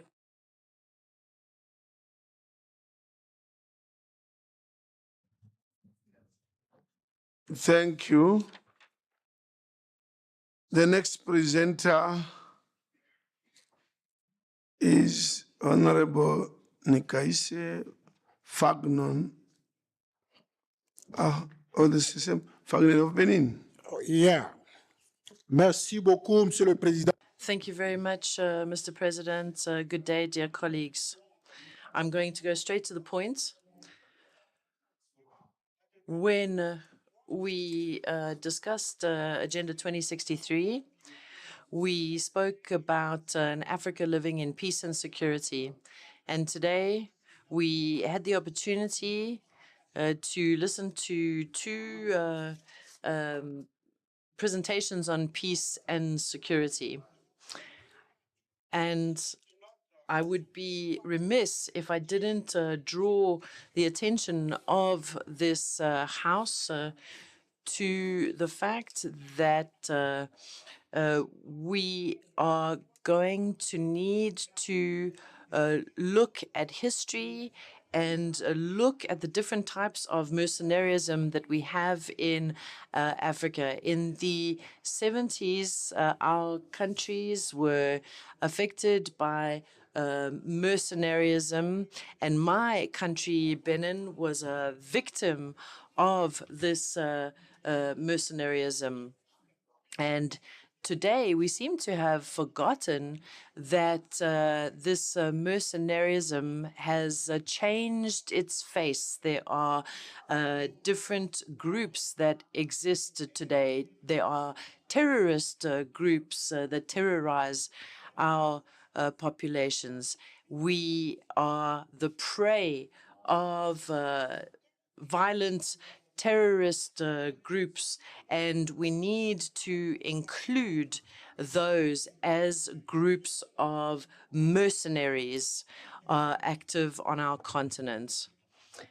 And we also need to look at cyber criminality or cyber crime, because over and above the mercenarism that we experience on the ground, there is also a cyber crime that is conducted by certain mercenary groups.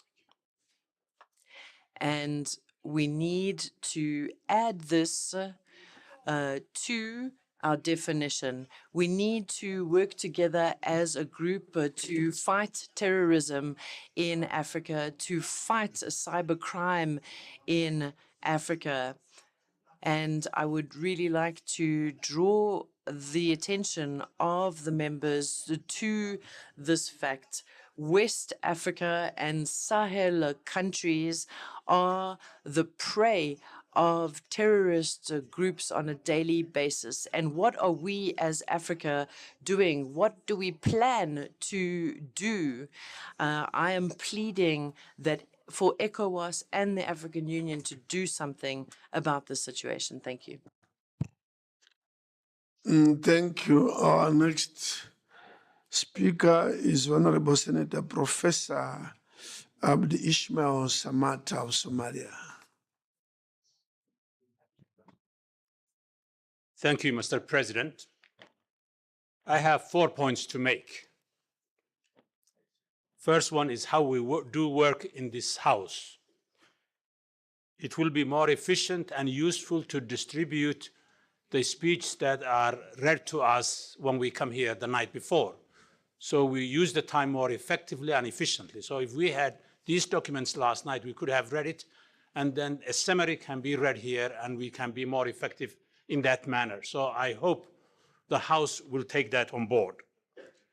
The second thing I would like to speak about is the mercenaries. And we can talk about French or German or Russian or American mercenaries.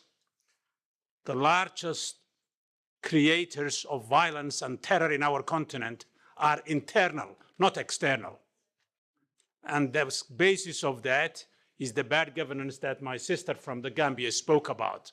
So as long as there is poor governance in our continent and injustice in our continent, then that kind of violence is not going to stop at all. So this parliament has a responsibility to speak to the AU and fellow governments in the continent to look at this very carefully.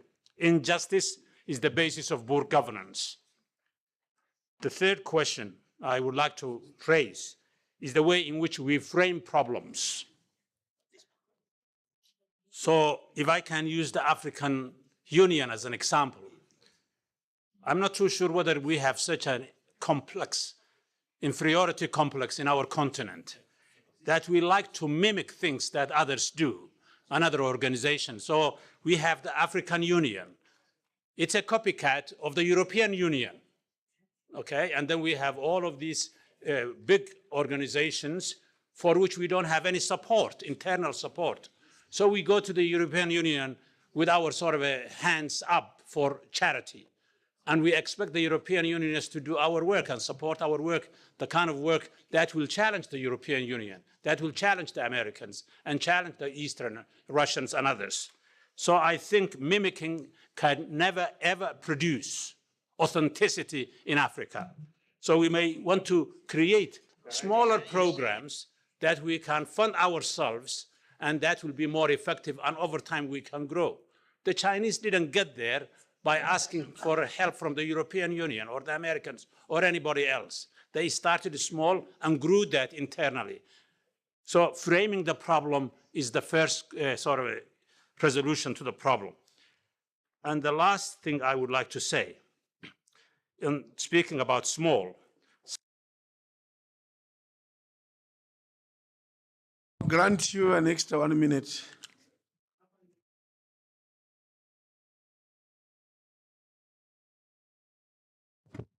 Somebody wrote a book called Small is Beautiful in the 1970s, and we may want to visit that. The final thing, sir, is that I will urge this House to speak with one voice on the question of Palestine. We are exceptionally grateful to the government of South Africa for taking the leadership on that. But as a body, we have been quiet, and I hope we can reconsider that. Thank you very much.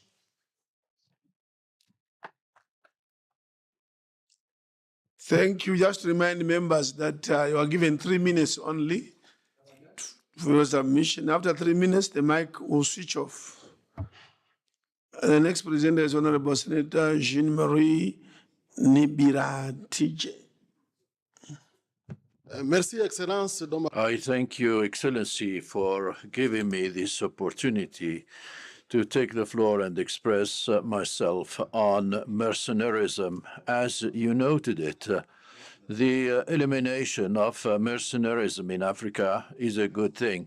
But we must wonder, today we are not able to apprehend other crimes that are committed throughout the continent. I just wonder how mercenarism will be eradicated while we are unable to eradicate other types of crimes. And we see that even the Pan-African Parliament is not well financed. See, the African Court on Peoples and Human Rights will be funded up to the expectations from the court. Or shall we carry on asking others who are financing mercenarism to do it? So how is this court going to be effective if it is not independent financially? I thank you. Thank you. Next is Honorable Berja Lamari, Algeria.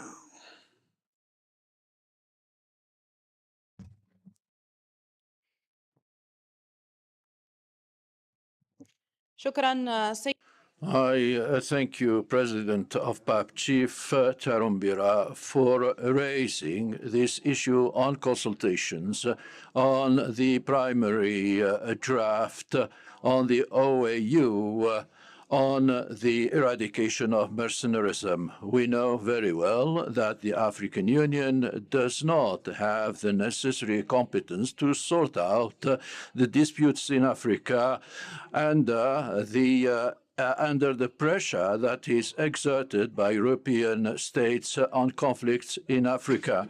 So we must renew cooperation with member states in order to eradicate mercenarism. We have several strategies that we can adopt, such as, for example, Algeria's strategy in the fight against terrorism and the way to eradicate it through its brave army.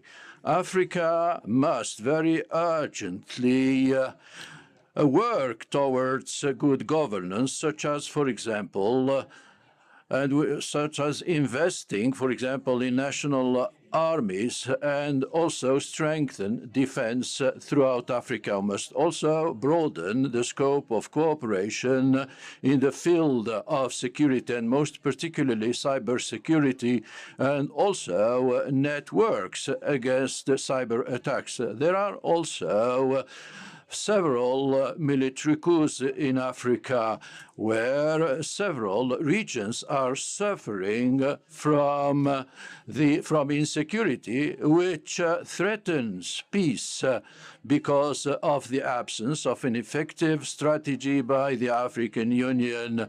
There are countries which are still suffering up to now from the consequences of war and destruction. Why am I here? And why are you here while countries are still suffering from crisis and wars in Africa? We're still talking about democracy and the rule of law in Africa, but the results are still very low. Who is responsible for that? We are responsible on implementing the recommendations of PAP, and I heard today is the different statements of honorable members who are condemning mercenarism and also instability. We must reinforce the efforts of the PAP in order to bring up democratic changes and come up with an end to conflicts in Africa. And I do also condemn foreign interference in Africa's affairs. Thank you. 1 minute, yes.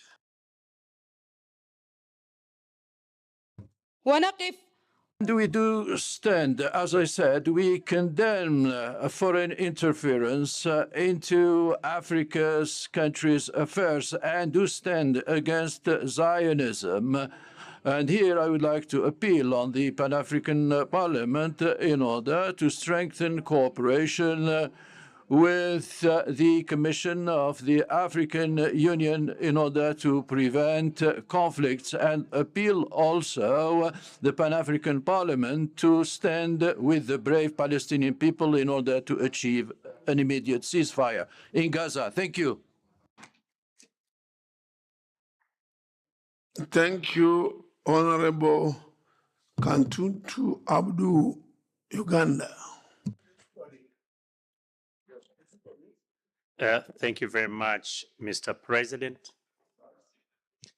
Mr. President, I've said it before, that the reason why this continent was colonized is because the states were fragile and they were weak.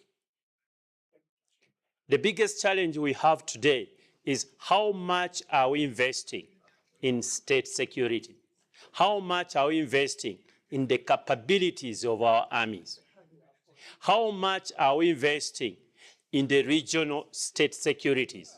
For example, if you are talking about the economic blocs like the SADC, ECOWAS, East African Community, do they have a standing force that can easily fight against terrorists, that can easily fight against mercenaries?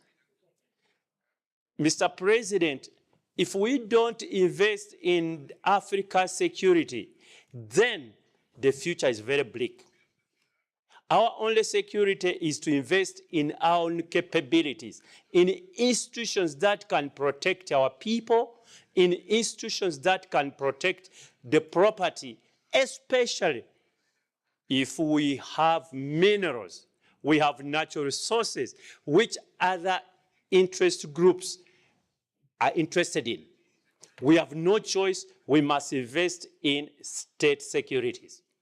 We must invest in an African standing army to make it a very expensive affair for any mercenary to imagine that there will be easy business on this continent. Let us look at other continents and we see, do we still have mercenaries in Europe, or we have mercenaries in Africa? Lastly, Mr. President, what is our cooperation as regional communities? For example, if anything happens in East Africa, we have the case of the Democratic Republic of Congo, where you've got just too many armies within that country, and all of them are interested in the wealth of that country. Unless we have strong state securities, then the issue of mercenaries will be an academic issue. We come year in, year out, discussing about mercenaries on the continent. I thank you, Mr. President. Thank you. We have another list of about 8 names. These are late submissions, but we'll accept them. But it means no extra time for these ones. You strictly 3 minutes or less. Honorable Mamelo Mpoko, Lesotho.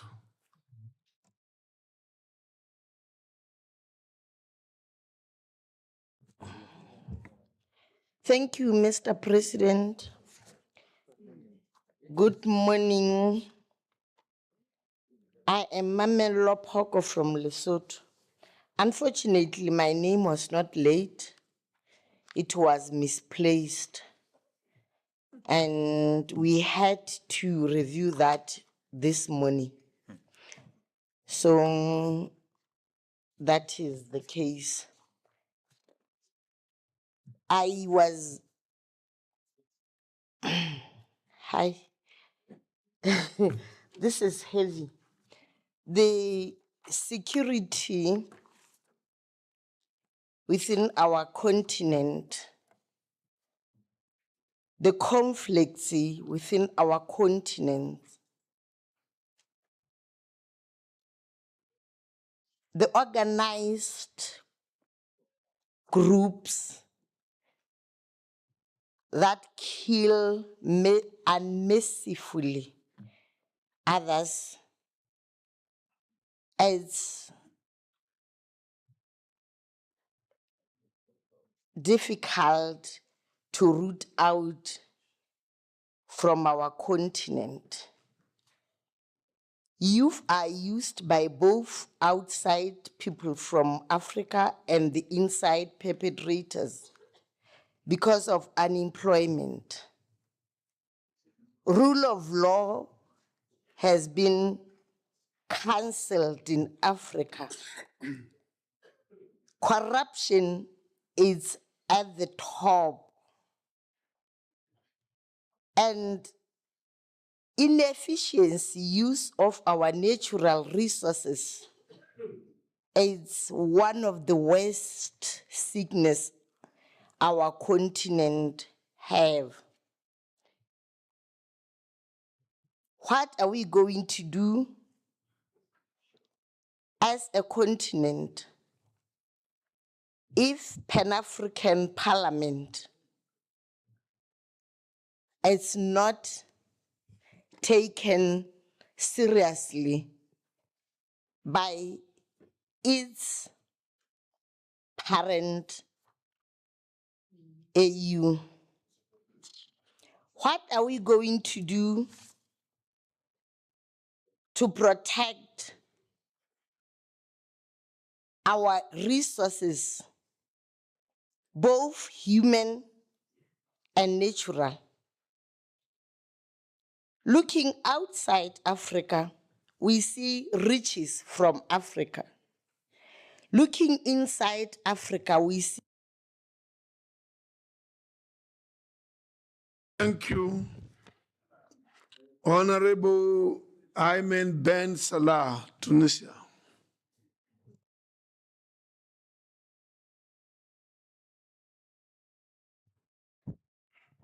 Shukran. I thank you, Mr. President.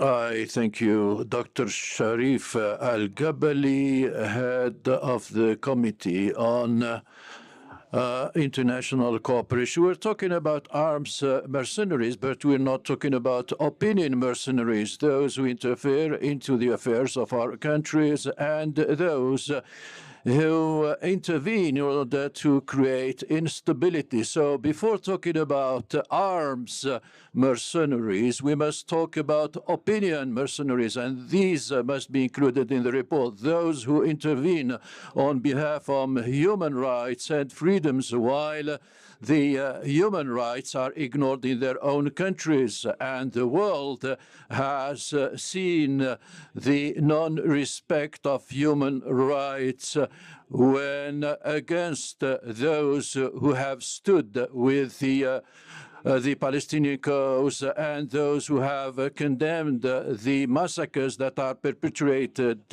by the aggressive occupying force in Gaza. So the question is, how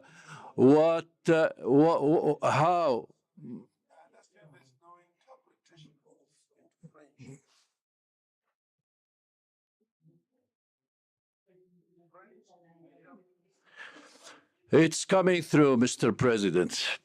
Yeah, it's coming through now.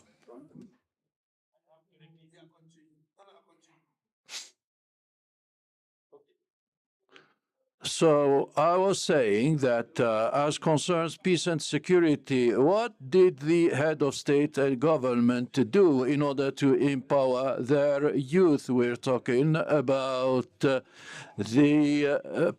present generation, which is dealing with internet and social media. What did we offer this generation? We're still adopting policies of hard copies, and we're not providing them with the necessary capacities and possibilities where they would rely on themselves. So we're not empowering them scientifically. So this category is being used in conflicts and disputes. So we must protect this category from mercenarism, and by directing this youth and offering them better alternatives and capacities in order for the African youth throughout this continent to be empowered. Thank you. Next presenter, Honorable Mariam Mohammed Saharawi.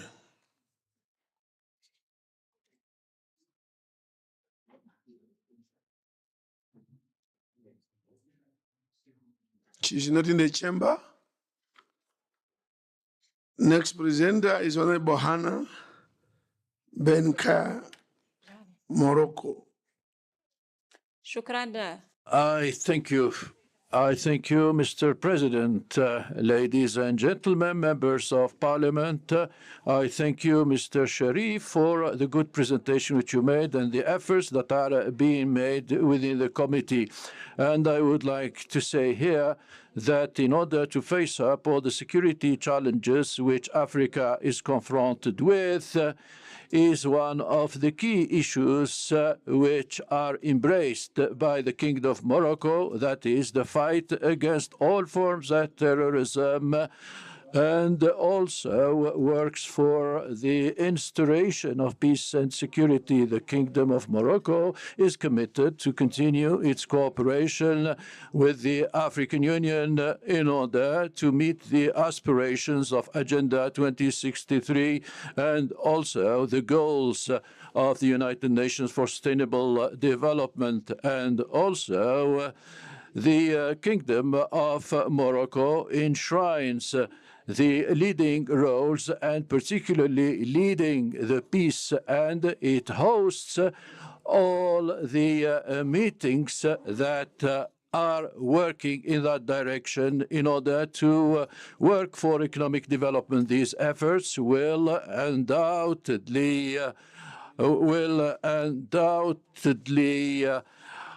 support efforts in order to fight against disputes. And one of the most important initiatives which were launched by King Mohammed VI on the occasion of the 48th Green March is the Africa Atlantic Initiative, which aims at achieving overall economic development in our continent and create an Africa Atlantic space in order to develop and achieve self-sufficiency in Africa, food self-sufficiency in Africa. Honorable Salah Datwi, Libya.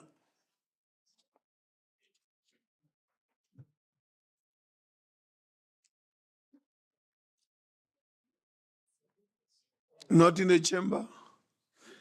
Next, Honorable Hadia Hosni, Egypt. Thank you, Mr. President. Thanks a lot, Dr. Sharif El-Gabali and Mr. Christopher Kayoshi for the great presentations. I add our voice with Honorable Samatar from Somalia Honorable Bahja from Algeria and Honorable Ayman from Tunisia and Hannah from Morocco about our brothers and sisters in Palestine. Peace and security in Africa must be based on mutual respect between African countries and must be based on respect for international agreements, especially cross-border agreements. We must have sincere intentions towards our people and use the shared natural resources of the continent for their development and prosperity. The geographical bordering should be foundational for fostering cooperation and not to initiate conflicts.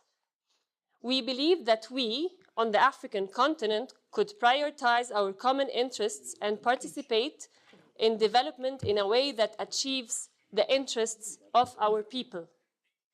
I strongly believe that African youth and the political representation of the youth in the African parliaments are core contributors to the peace and security of our continent.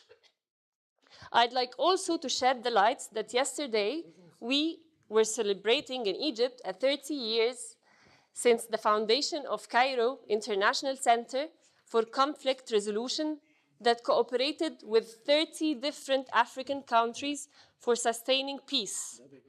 And finally, regarding the UN Security Council reforms, we recommend making a special amendment to water security to move it from Chapter 6 to Chapter 7 of the United Nations Charter. Thank you very much, Mr. President.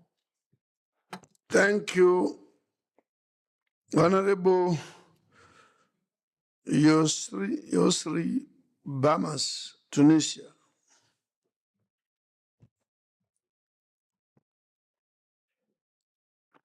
I thank you, Mr. President. I thank all the presenters for their good presentations. Dear colleagues, honorable members, the problems of conflicts are led to the increase of the phenomenon of mercenaries and undermine peace and security in Africa.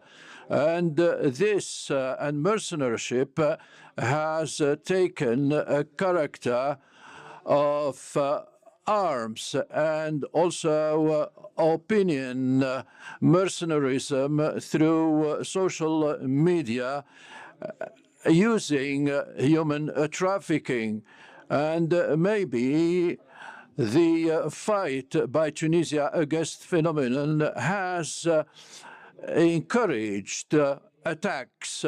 And I have visited several countries in Africa, and I used to present my passport and visa for countries which ask for this visa. And I was exposed myself and other colleagues to scrutiny by the immigration in South Africa. So why would others deny to us the right to implement our laws? Tunisia, which has hosted all Africans as part of health and education and other areas. You are all welcome to Tunisia, the country of freedom and the country of jasmine, but as part of its sovereignty. What is taking place, Mr. President, in Palestine must be scrutinized. Palestine is suffering from a mercenary occupation force.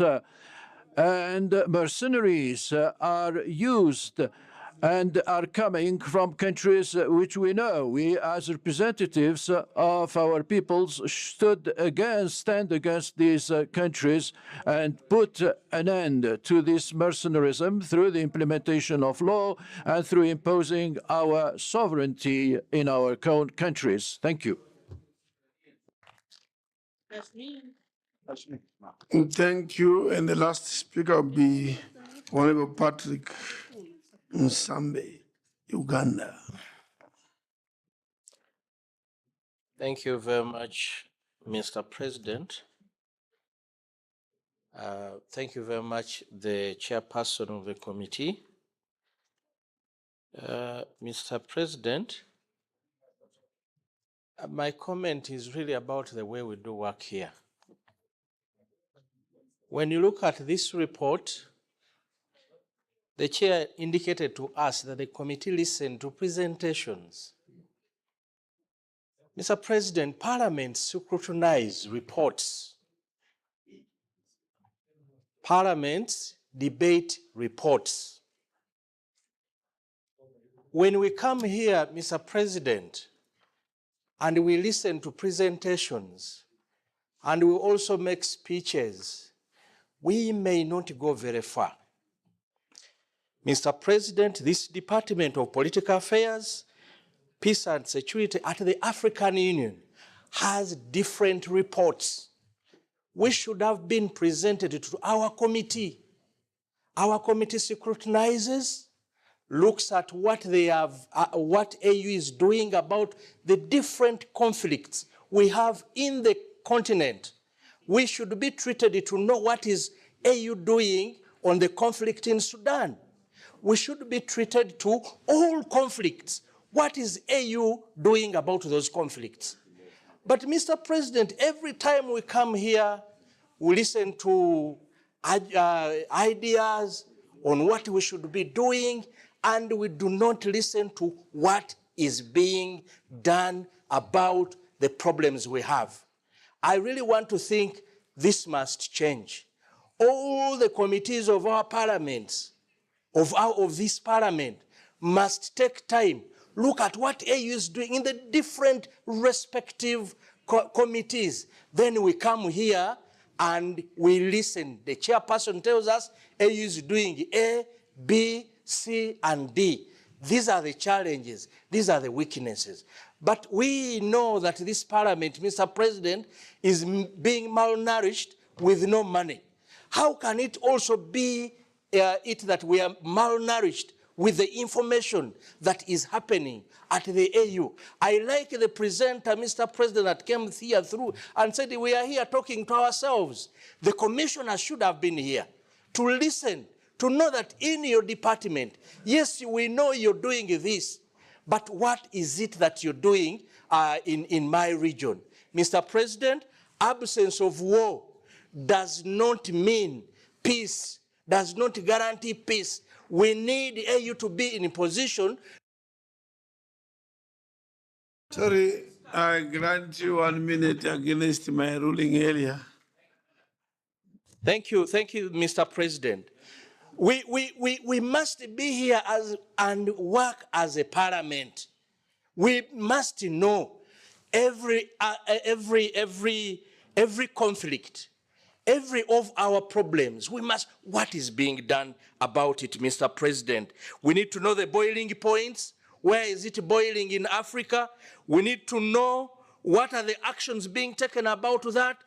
What are our heads of governments do when they meet? We need to know, Mr. President, when the heads of governments met, what did they talk about these problems? Then we stand here, we proudly speak and say, this is what is going on in the continent. But we come here, we lament, Mr. President. We might end all the 5 years, all the 3 years, when we have not done something. I plead with you, we change the way we work. We scrutinize those reports. I know they are there, they are uploaded. We can scrutinize them. Then we send them a message. Even if they refuse to come here, we can send them a message to say, yes, we know you have worked on this financial year, but the Pan-African Parliament is saying your efforts should have been put on such and such a conflict. Thank you very much, Mr. President. Thank you. We are taking note. At this stage, now we have concluded the debates. I will then ask the two presenters to respond, but do not start a new presentation.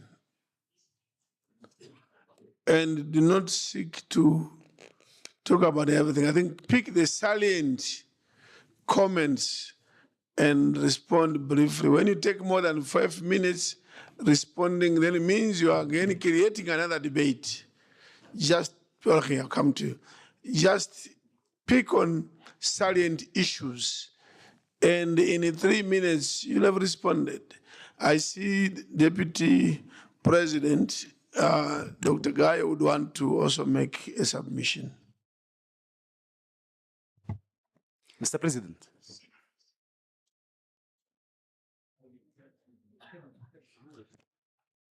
Today, I was the first one who was registered for intervention.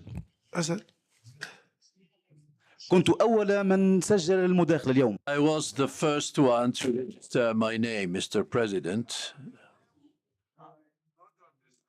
أحمد سعيداني من تونس. Mr. Ahmed Saidani from Tunisia. Ruling after the presentation by the Vice President, who is already on the floor. Thank you. We'll proceed. Thank you, Mr. President. Good morning, honorable colleagues. I would like to take this opportunity to congratulate the presenters, Honorable Dr. Sharif and Mr. Christopher. I have taken note of your presentations. Yes, we need to address the African security problem. We need to study all the facts case by case. Otherwise, it will be also difficult for us. For me, part of some presentations maybe lack realities on the ground, which didn't address the facts in the ground. For instance, the Ethiopian case. As you know, Ethiopia is a very stable country in Africa. It's not failed state. It's not in crisis. And also with, as you know, one of the booming, fast-growing economy in Africa, which is also representing our continent together with Egypt to BRICS countries. That's when the economy is growing, it shows the presence of peace and security. Yes, I know this report is not from Dr. Sharif. It's a report of Afrobarometer. And also, I should think it's not also from AU. AU worked with Ethiopia when there was problem in northern region Tigray. Thanks to AU, all the problems are solved.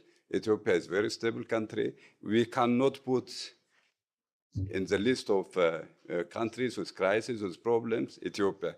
So I would like to ask the presenters to omit Ethiopia from that list, and also in future, if there is any problem, to send fact-finding missions and know the situation on the ground. I thank you, Your Excellency, President.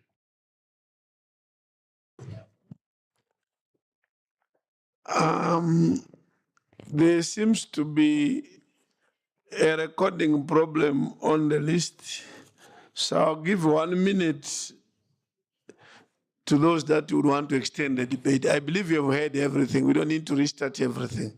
You may want to comment on 1 or 2 issues left out. So I see 2 hands. I'll be very lenient and democratic and allow those 2 hands. There is one from Tunisia and one from Algeria, I believe. Bodbik. Is that the Honorable Bodbik? 3. Okay, 3 minutes. Each minute, 1. 1 minute only. Thank you. Yes, proceed. Proceed.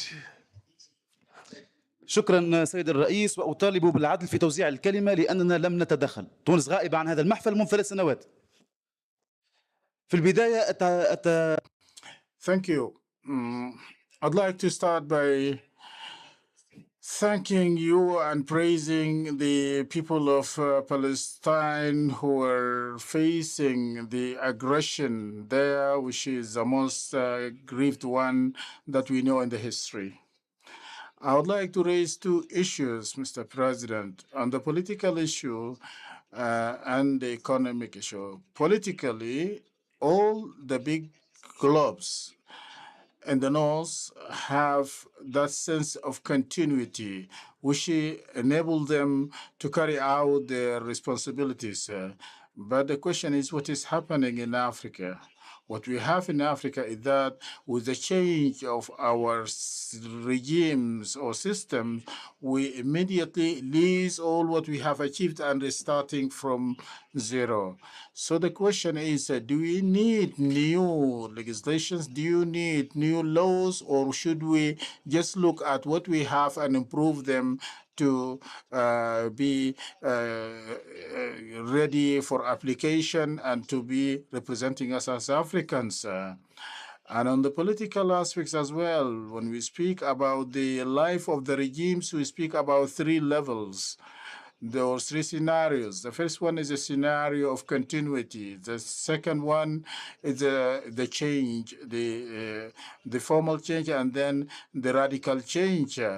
And these changes are supported by the huge financial flows that they have, which we lack in Africa. To go ahead, we have to look for self-sufficiency and to find ways of supporting ourselves by ourselves. You need 3 minutes, so which is okay. Sorry? No, we can't do that. Thank you. Honorable Big. شكرا سيد الرئيس المحترم. Thank you, Honorable President. To speak about the mercenary crimes in our continent, we have to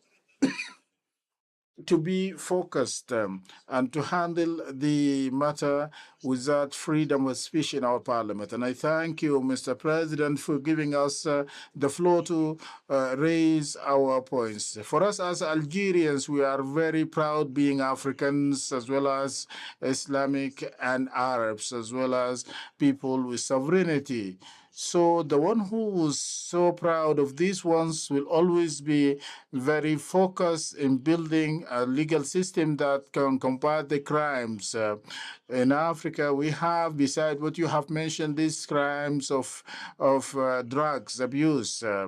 So these companies that are coming to recruit staff for mercenary activities can also fund or make use of the drugs. So I think for us in Algeria, we are so keen to establish our legal system, and we managed to establish that what we have to be in line with international standards. As for the issues of destabilizing the states and the regimes, that requires Africa to make use of what they have and to follow the Algerian system, that to look at the justice wherever it is, whether in Palestine or elsewhere. So all cases of human rights and decolonization should be handled within the context of international law. In Algeria, we strongly believe in our sovereignty and freedom. It seems the microphone went off.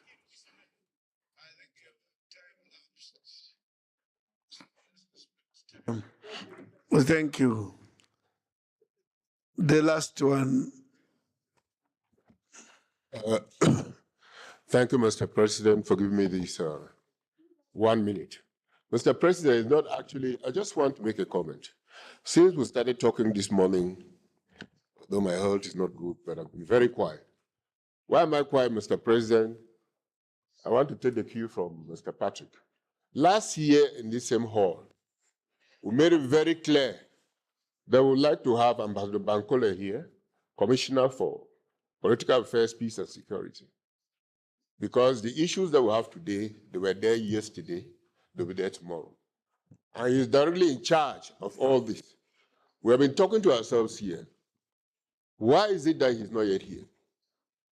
And we still have him in the program. And last year we swore that we'll make sure that he comes here. Thank you, Mr. President. Very good ending. The responses from the presenters, please be short. Chair of the committee first. Thank you, Mr. President. Well, I think that all the, whatever has been mentioned by the honorable members of the PAP regarding the subjects discussed today were very, right, and we'll take all this in consideration so that we can, as a committee, be useful. But I just want to say back again that we cannot do our role as a committee without the funding necessary to do the duties that should be done. So, yes, we have bring consultants here, we listen to people, we listen to different experts and so on, but what is our role? That is the most important thing, that you, Mr. President, you have to bring our case to the African Union to avail the necessary funds to do our job. How can we go and see a conflict in Niger or in Sudan or in DRC or in Sahel countries, and if we don't have any means to do that, just sitting here and giving studies and so on? So that I would strongly recommend that. Otherwise, it will be very difficult for the committee to do the role that it should do. That's one thing. Regarding comment from Honorable Dr. Gao, yes, this is from the consultants who are giving seminars, but this is not the by all means the opinion of the committee. By all means, it's just something that they mentioned, and we'll take. When we prepare the final report, we'll be taking care of that. Thank you, Mr. President. Thank you, Mr. Christopher Kayoshe. Thank you, President. I've just had the feedback. I'm here in the capacity of the ongoing process of revising the convention. And one of the method of work is to ensure that the Parliament is adequately appraised of what is going on as part of the method of work of revising the convention. And I'm here as a technical person, not representing either Ambassador Bankole. Now, on the issues that were raised, the convention will cover mercenaries online. That is adequately captured also. There is a strong emphasis on mercenaries online. The issue also that came out about linking mercenaries and terrorism, these are treated with different instruments. Terrorism is under the OAU Convention for Prevention and Combating Terrorism in Africa of 1999. So that's a different document altogether. It has its own protocols, and these are phenomena treated differently. So the revision avoids touching on convention on terrorism because we've got a different arrangement and instrument on terrorism. Of course, the issue of misuse of information, that is internet. I know that in the Commission we're working hard to have a strong policy on disinformation and information that is going on the internet as a threat, as a serious threat, of course. And that's why also in PAPS there is effort to establish, actually there's a program to ensure that issues of irregular and unlawful use of internet is as a threat to security is also looked into.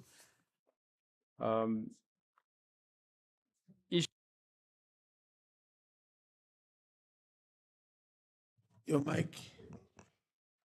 Thank you, President. I don't think the convention will be able to cover that area. Of course, in the process of looking at this convention, we found it's politically eroded rather than, on one hand, it's a legal document, it's a convention. Lawyers, we are being advised by the legal counsel, but actually it's a politically loaded document. you will note that in my quick presentation, which I will share, we realize that in most cases, actually, although we have internal, but most external, in most cases, actually, it's the host countries that invite the services of the mercenaries in most cases. And the destabilizing factor continues. But the convention is looking at that to ensure how do we regulate this issue. But you, Mr. President. You're done. Thank you. Thank you. The issue of commissioners coming to this chamber, I think this has been outstanding for too long. The rules and even the protocol allow that we invite them to this chamber to make the reports, as Honorable Patrick has said.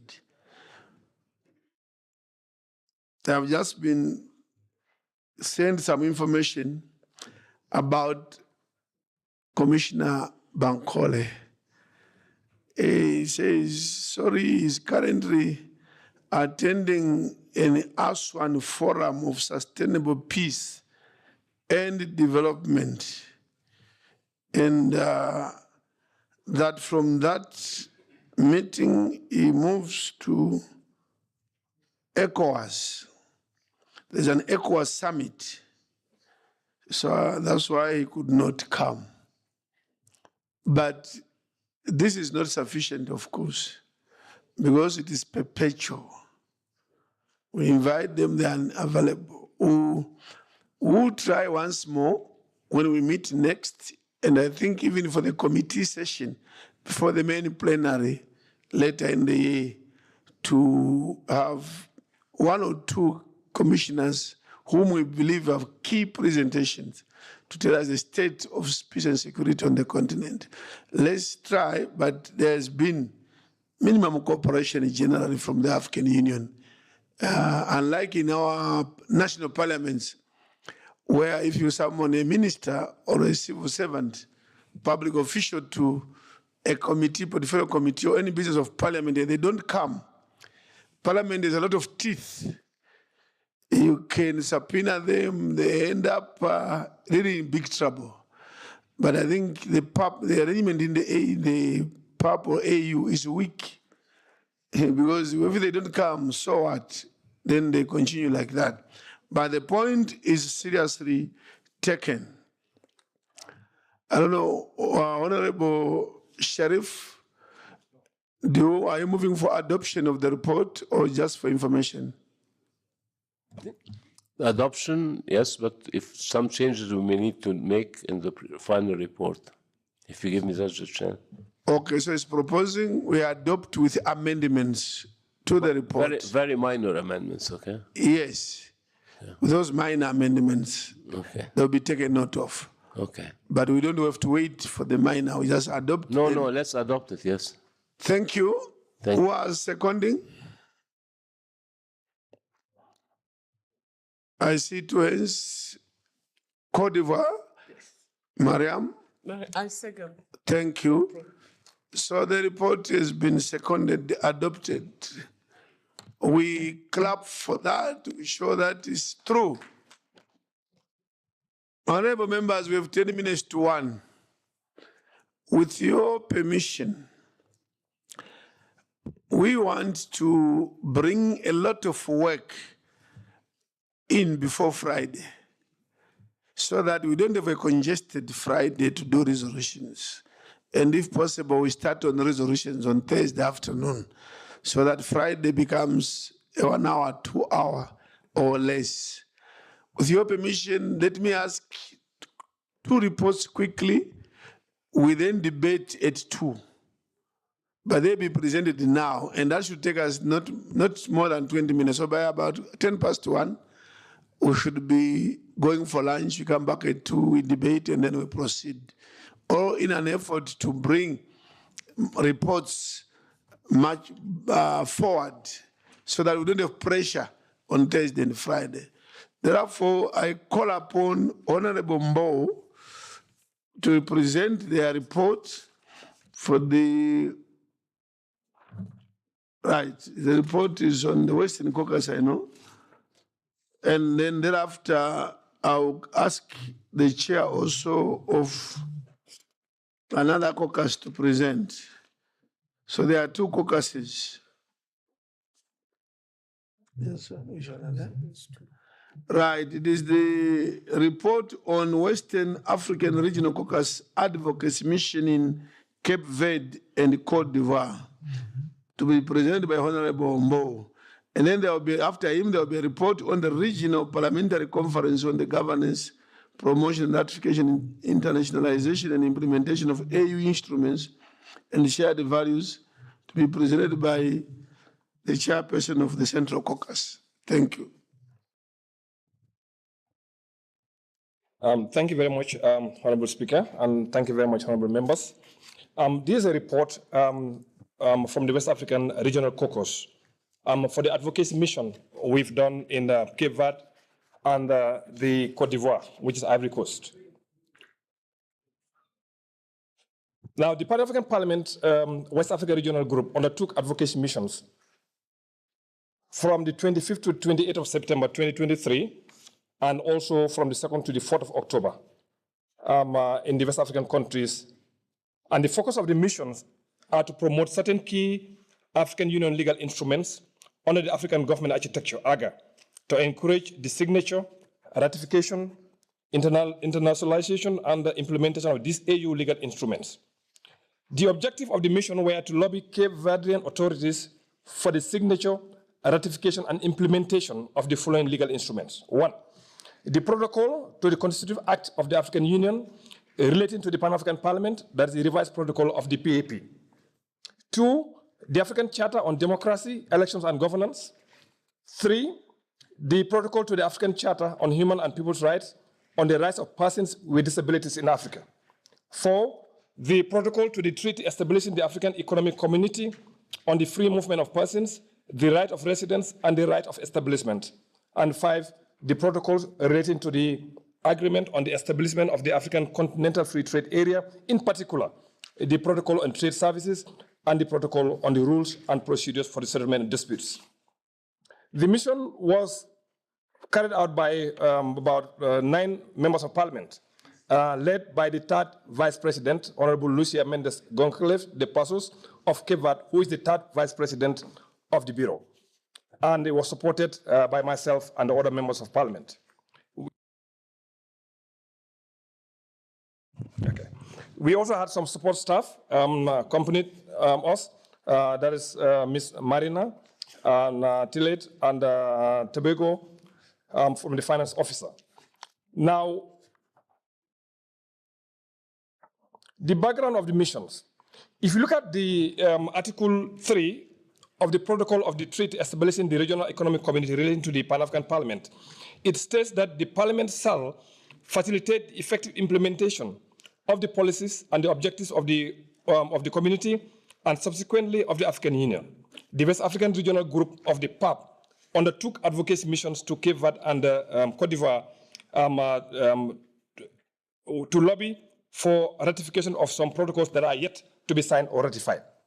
The PAP's West African Regional Group also identified other AU legal instruments that consider good governance and respect for human rights, justice, and the rule of law in Africa, for which the Cape Verdean authorities have not are being lobbied. Now, the advocacy mission were undertaken as part of the implementation of the AGA project activities, which is the African Governance Architecture. The AU African Governance Architecture assigns the PAP the role of promoting the ratifications and the popularization of the Union's legal instruments, and the West African Caucus took that mission to do just that. The first meeting was done in Cape Verde, and we met with the members of parliament of the PAP of Cape Verde. We met with the National Assembly, the president. We also met with the Minister of State for Family Inclusion. We also met with the National Human Rights Commission. We also met with the President of the Republic and the Foreign Affairs Minister of Cape Verde. Now, at the beginning of this mission, we divided ourselves into groups for the presentation of the instruments.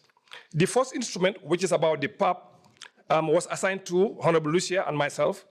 And the second protocol, which is the African Charter on Democracy, Elections, and Governance, was assigned to myself again and Honorable Euclid George. And the third one was also assigned to Ms. Baloki. And the essence of doing this is to have a better presentation, which means instead of everybody talking, we only allow only 2 people to make the presentation. And then the fourth was given to Honorable Lazare Yao Yao of Cote d'Ivoire. And the last one was done by Honorable Salif Diao. Now, Cape Verde is an example of democracy in Africa, but is yet to ratify the African Charter on Democracy, Elections, and Good Governance, which was adopted in 2007 and came into force in 2010 to promote democratic transition in state parties through the culture of democracy, good governance, and the rule of law. The meeting of the parliamentary groups. We also met with the parliamentary groups because, again, when you look at the Cape Verdean parliament, there are different parliamentary groups, the government, and also some opposition, and we met all of them to actually explain our mission, and which they actually supported wholeheartedly, meaning that because at the end of the day, the ratification will be done by the parliament. So they are all on board to support this mission. Now, we also met with the President of the Republic. At the start of the session, the delegation from the African Parliament made a brief presentation on the 5 AU legal instruments. The Pan-African Parliament currently has a consolidated mandate, and the members sent to PAP are elected by the political parties. They're represented in the national assemblies, and the signing and ratification of the PAP protocol becomes key to ensure that we have full legislative mandate so that we can continue to do our work. In addressing the members, the President of the Republic of Cape Verde welcomed the members and also announced that Cape Verde had taken a major decision to open a diplomatic mission in Addis Ababa. The presence of a Cape Verdean diplomatic representation for the country would actually allow them to be in close touch with all these AU legal instruments, and we are glad to confirm that the embassy actually has been opened in Addis. So the President said the most important thing for him is that the Pan-African Parliament should have much more weight in the decision-making process in the Africa, since the Pan-African Parliament is an important pillar in the architecture of the African Union.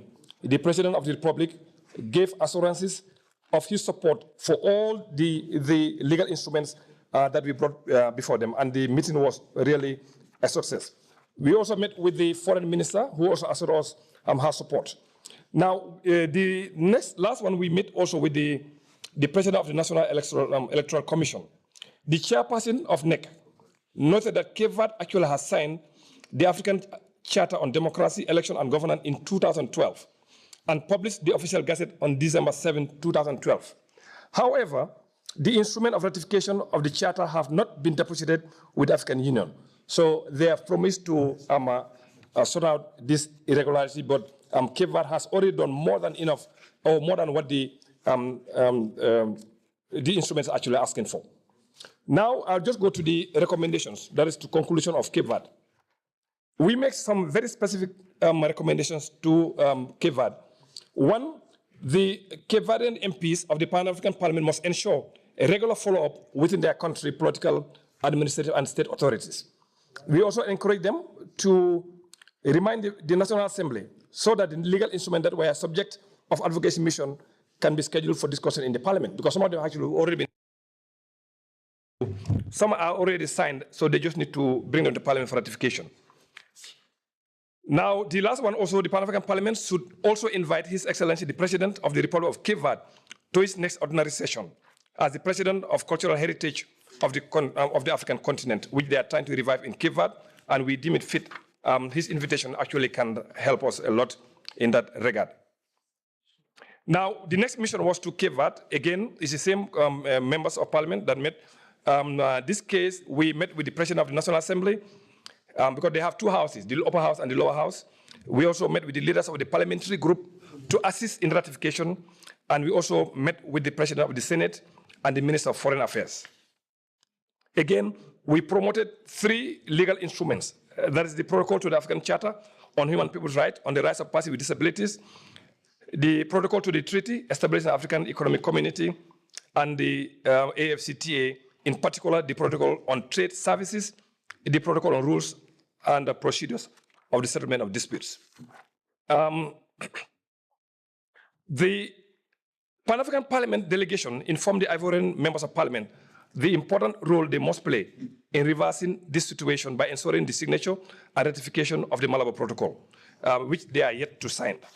Honorable President, it's also important to note that the protocol to the Constitutional Act relating to the PAP is already signed by 14 member states and 7 have ratified. Out of the 14 that actually have signed, 8 came from West Africa. And out of the 14 that have ratified, 7 came from West Africa, but we will continue the advocacy mission to ensure that all countries in West Africa have signed and ratified this protocol. Now, the next protocol, Honorable President, is the democracy, election, and good governance. This protocol that we advocated was signed by 46 member states, and 38 actually have ratified.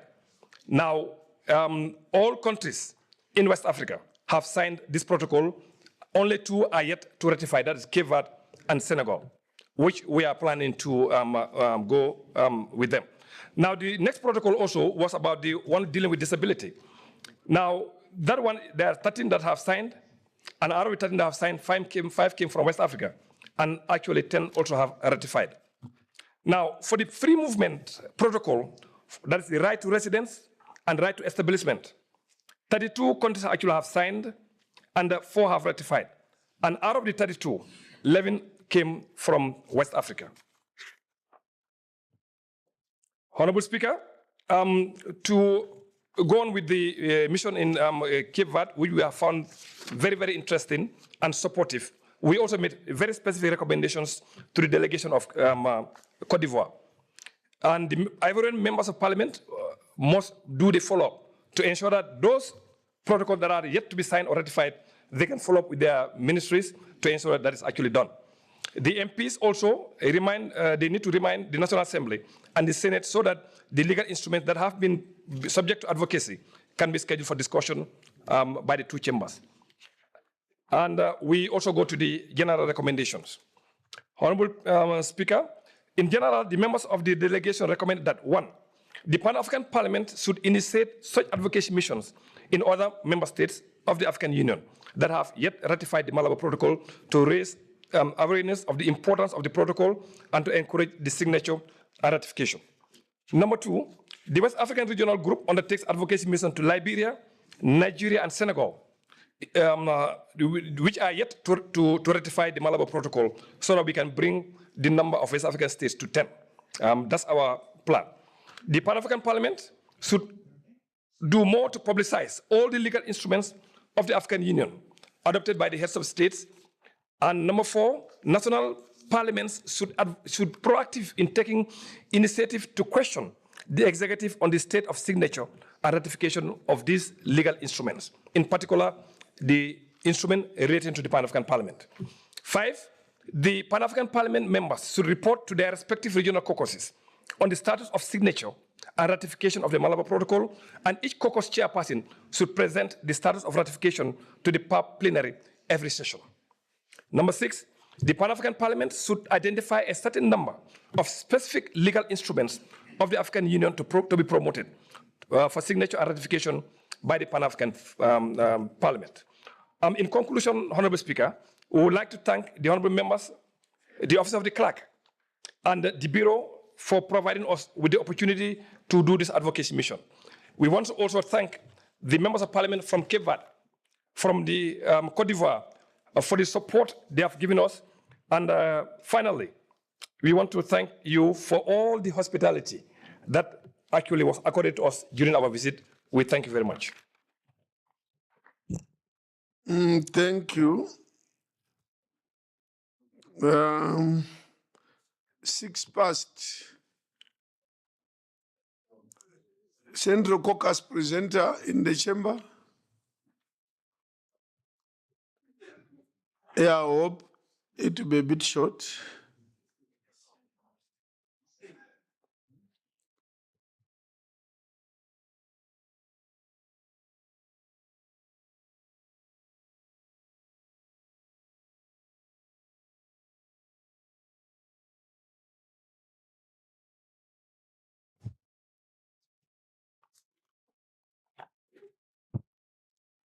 Excellences, Your Excellency, President of the Pan-African Parliament, Honorable Vice Presidents, dear colleagues, I am going to be reporting the summary of the regional conference that took place, and our report is 27 pages, so I will spare you of that, and I will do a summary, Mr.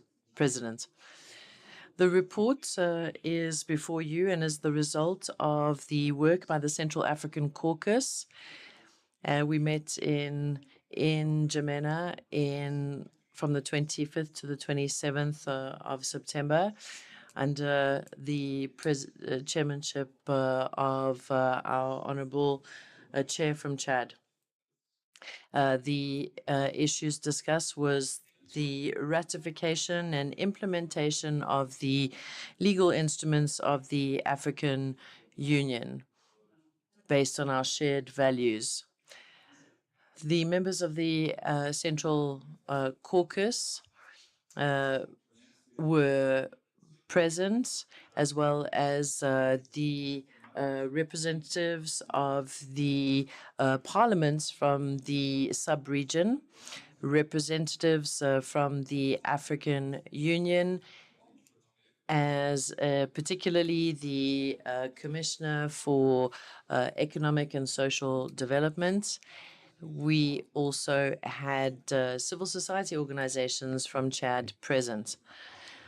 The objectives of the meeting were the strengthening of the parliaments of the sub-region and the integration of the African Union instruments and domestication of these instruments by the national assemblies, and to discuss the various challenges encountered by the various countries in the sub-regions. We also wanted to identify the best practices and share these best practices for the ratification of the Malabo Protocol. And we also shared the best strategies to overcome the challenges that certain countries have had. And we wanted to find ways to include non-governmental organizations in the dialogue. We wanted civil society organizations to have a platform to share their concerns with parliamentarians. So we spoke about the work that is being done in terms of gender equality. And we had the participation of Honorable Kenzo Sabe, who in his speech spoke about the challenges of governance, and that this was still a major issue in Africa and represents a challenge with regards to the implementation of and ratification of various protocols and instruments of the African Union.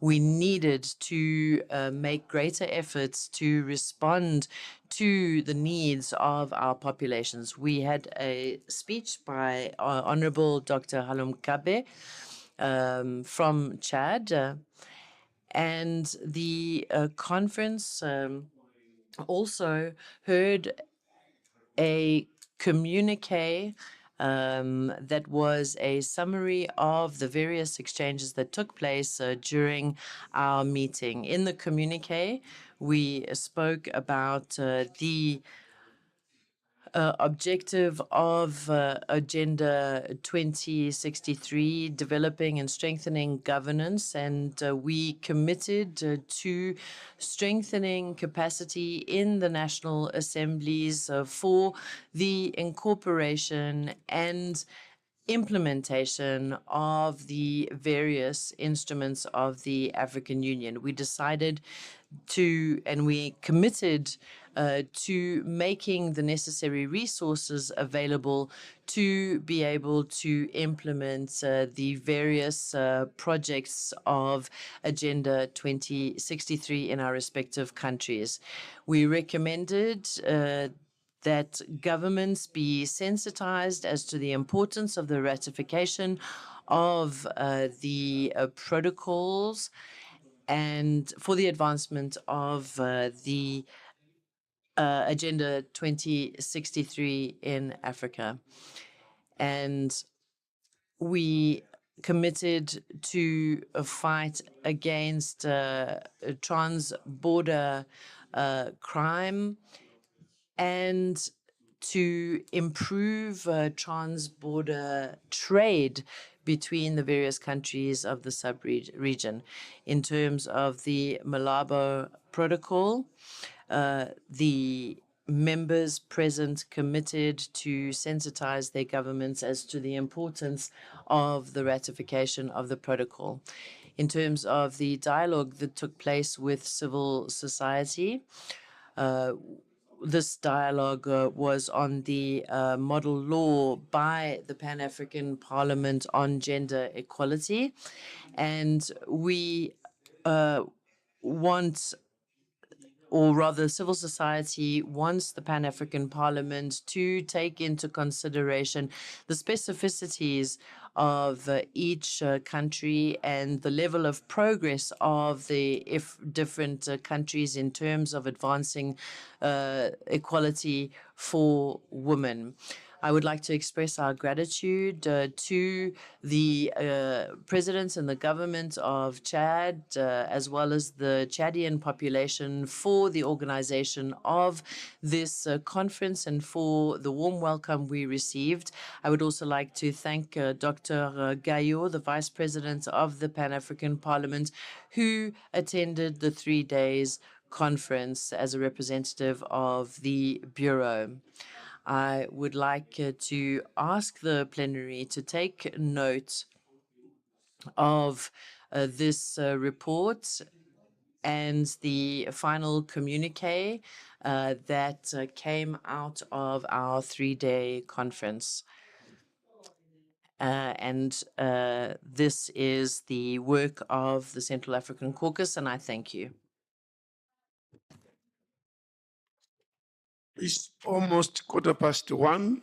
Thank you very much. Let's clap for him. And the Western Caucus, another round of applause for the Western Caucus. Yes, can we break for lunch? We come back at 2 to debate the 2 presentations, and then other items will be announced. So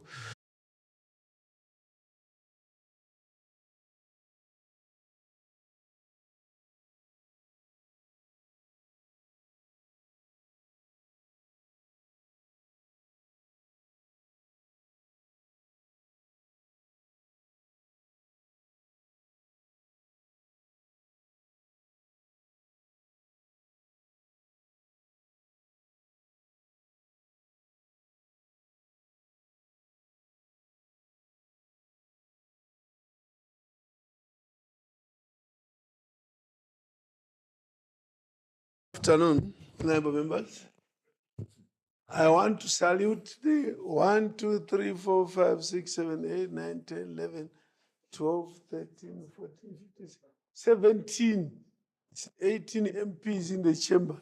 I just want to salute you. Thank you very much. Take your seats.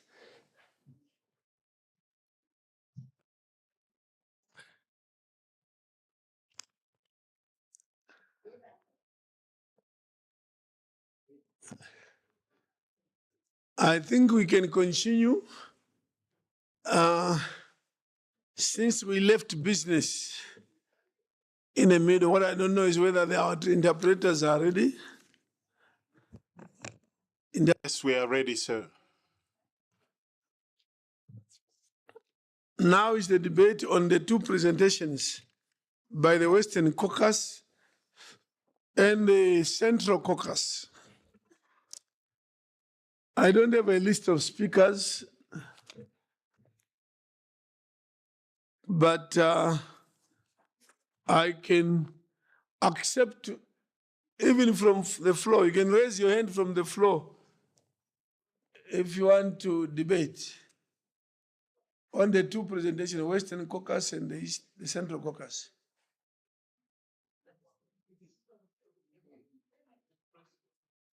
Yes, thank you.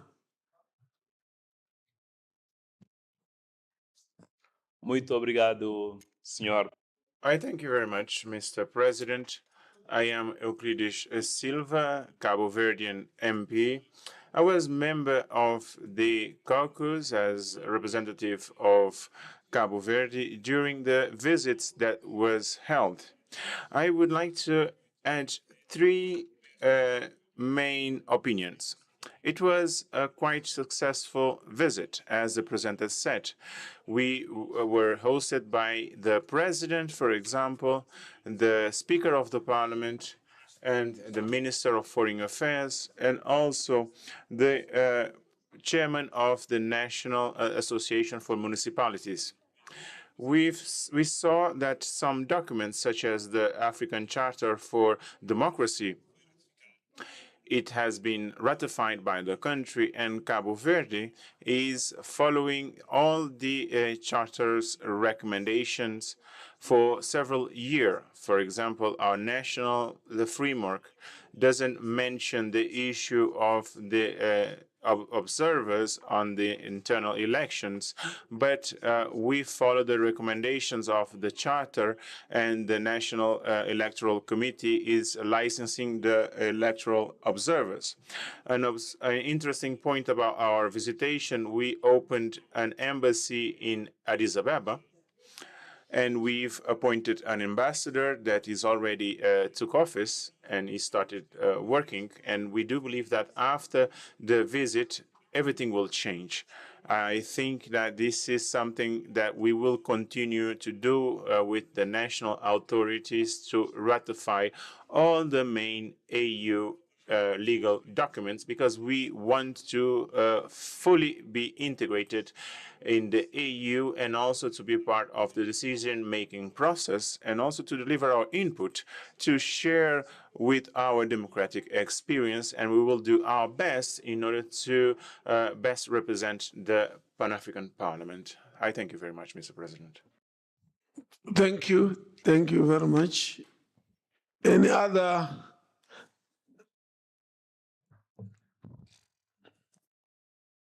Mr. Presiding, fellow colleagues,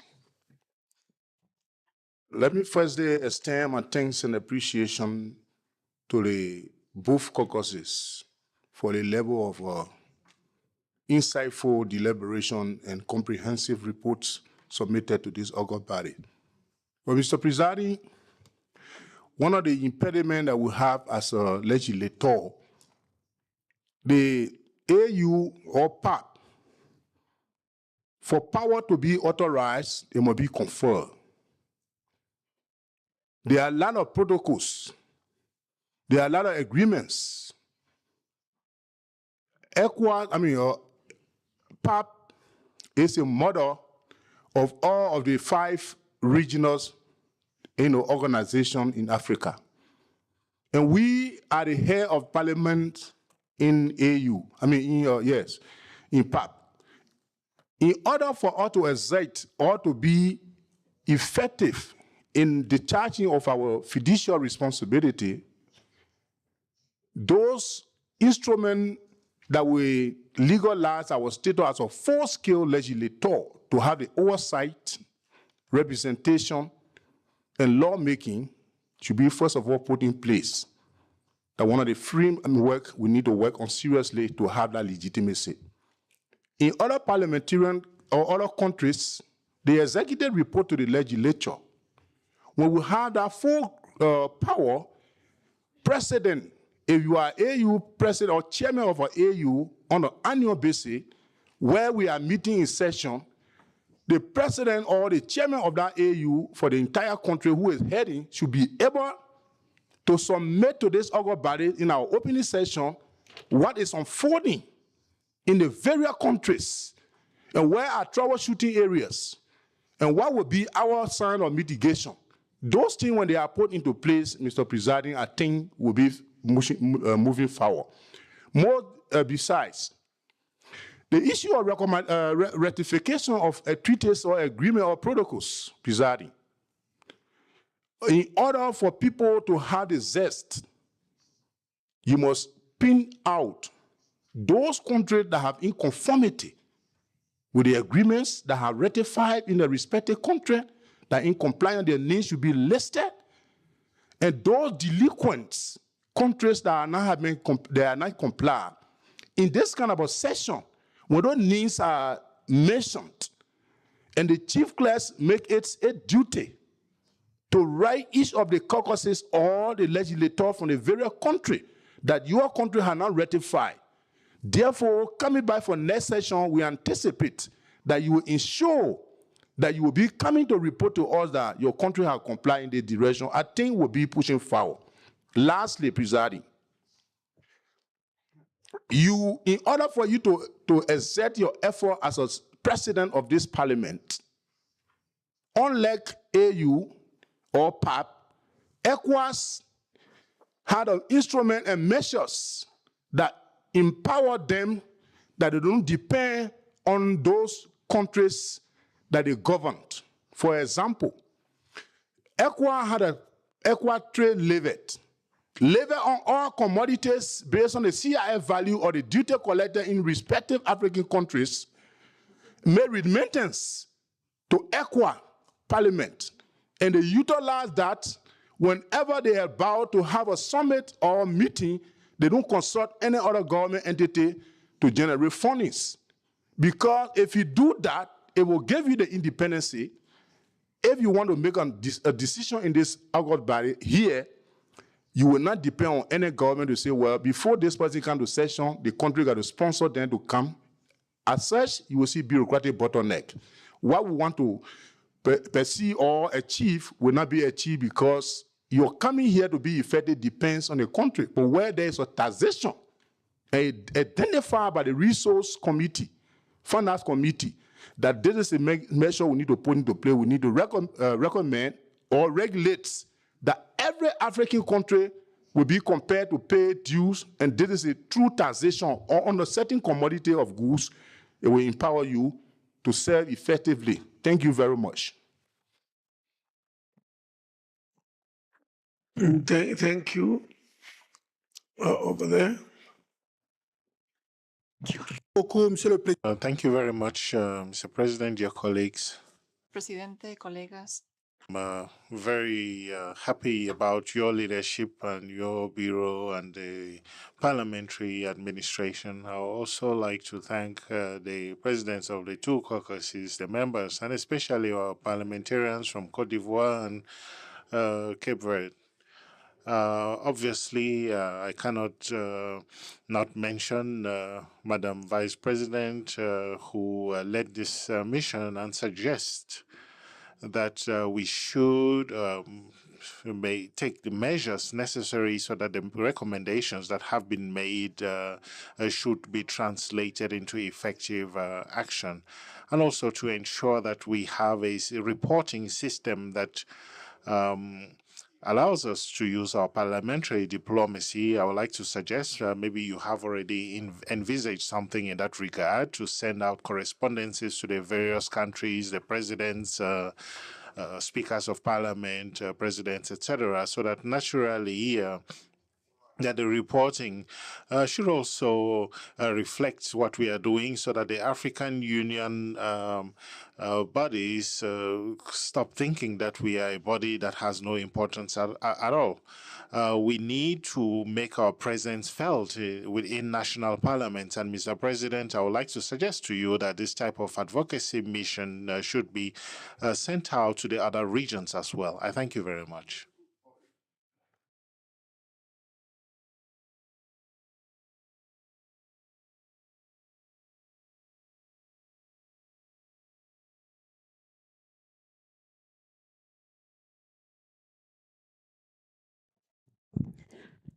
Thank you, Mr. President. Good afternoon.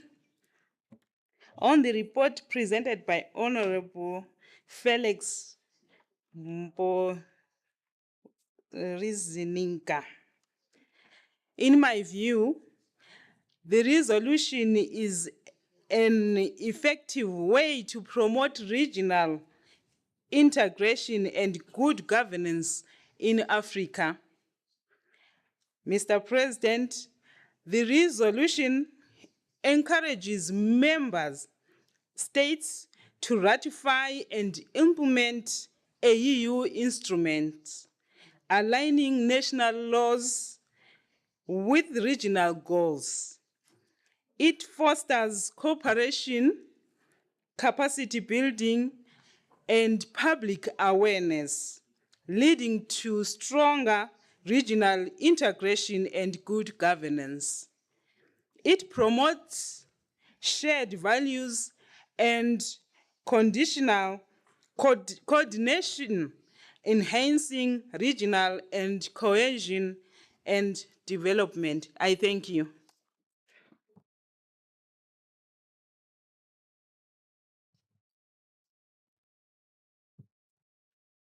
Can we say this is the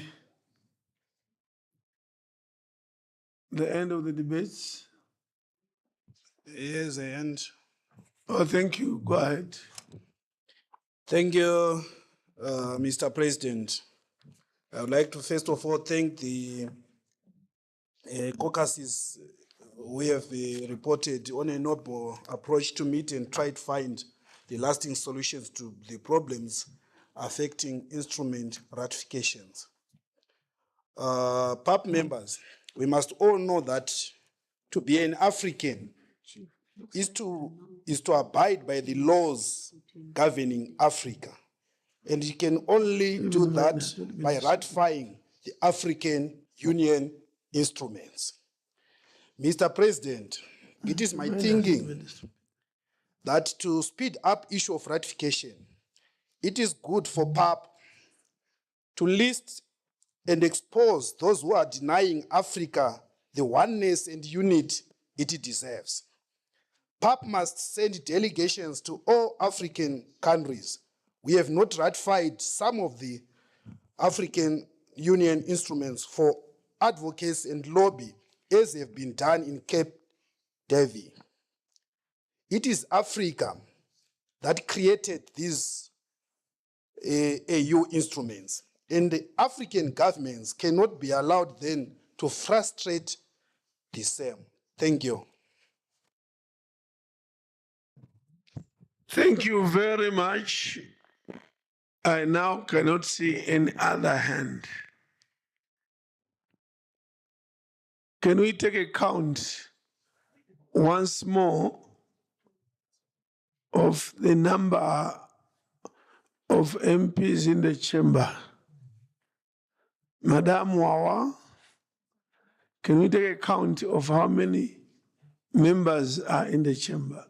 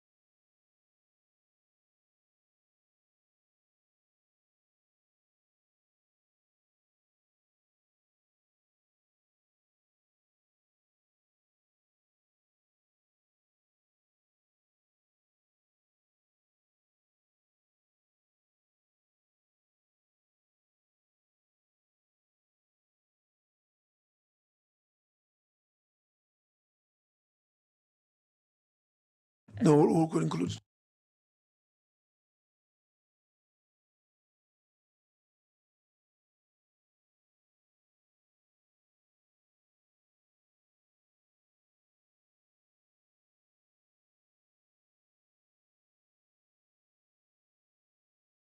Right, so I will ask Alex to come and move for the.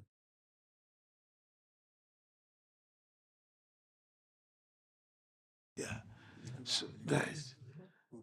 Thank you very much. Madam Wawa, how many? 35, I think maybe 3 or 4 or 5 more are coming. Honorable members, what is my friend Mariam saying? Now we're 40. We are of the view that the numbers have gone down. The chamber is almost empty. And it will be an injustice to proceed and with this camera taking the proceedings and showing the world that the chamber is empty, having traveled all the way from African countries, but some people are not here. So we've agreed that we adjourn to tomorrow morning and encourage members, go and tell your delegation members that we had to adjourn because some of you were not in the chamber. We'll find a way of mobilizing people to come tomorrow morning and afternoon. Otherwise, we can ask Honorable Felix, Chair of Central Africa, to come and respond, and then we close the debate, we adopt, we go. Yes, you can come over here. Or you want to do from there, it's okay. If you want to speak from there, you are free to speak from there.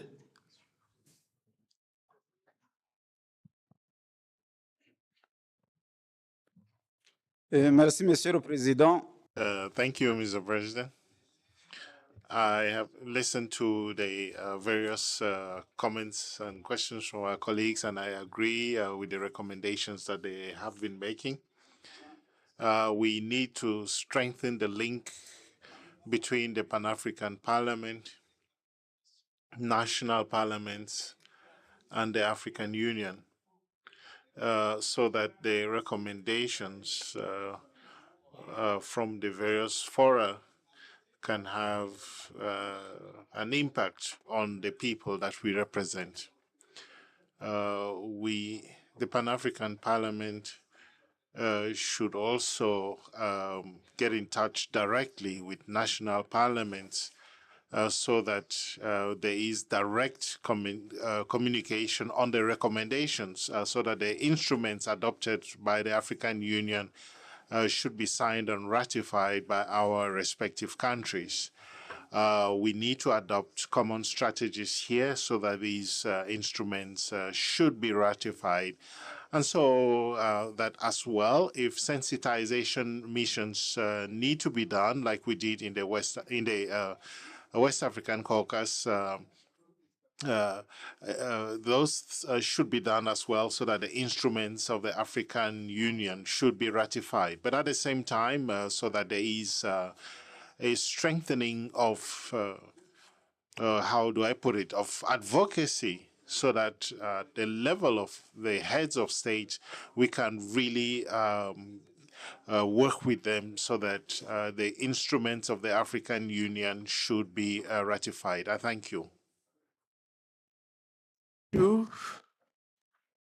Can you move for adoption?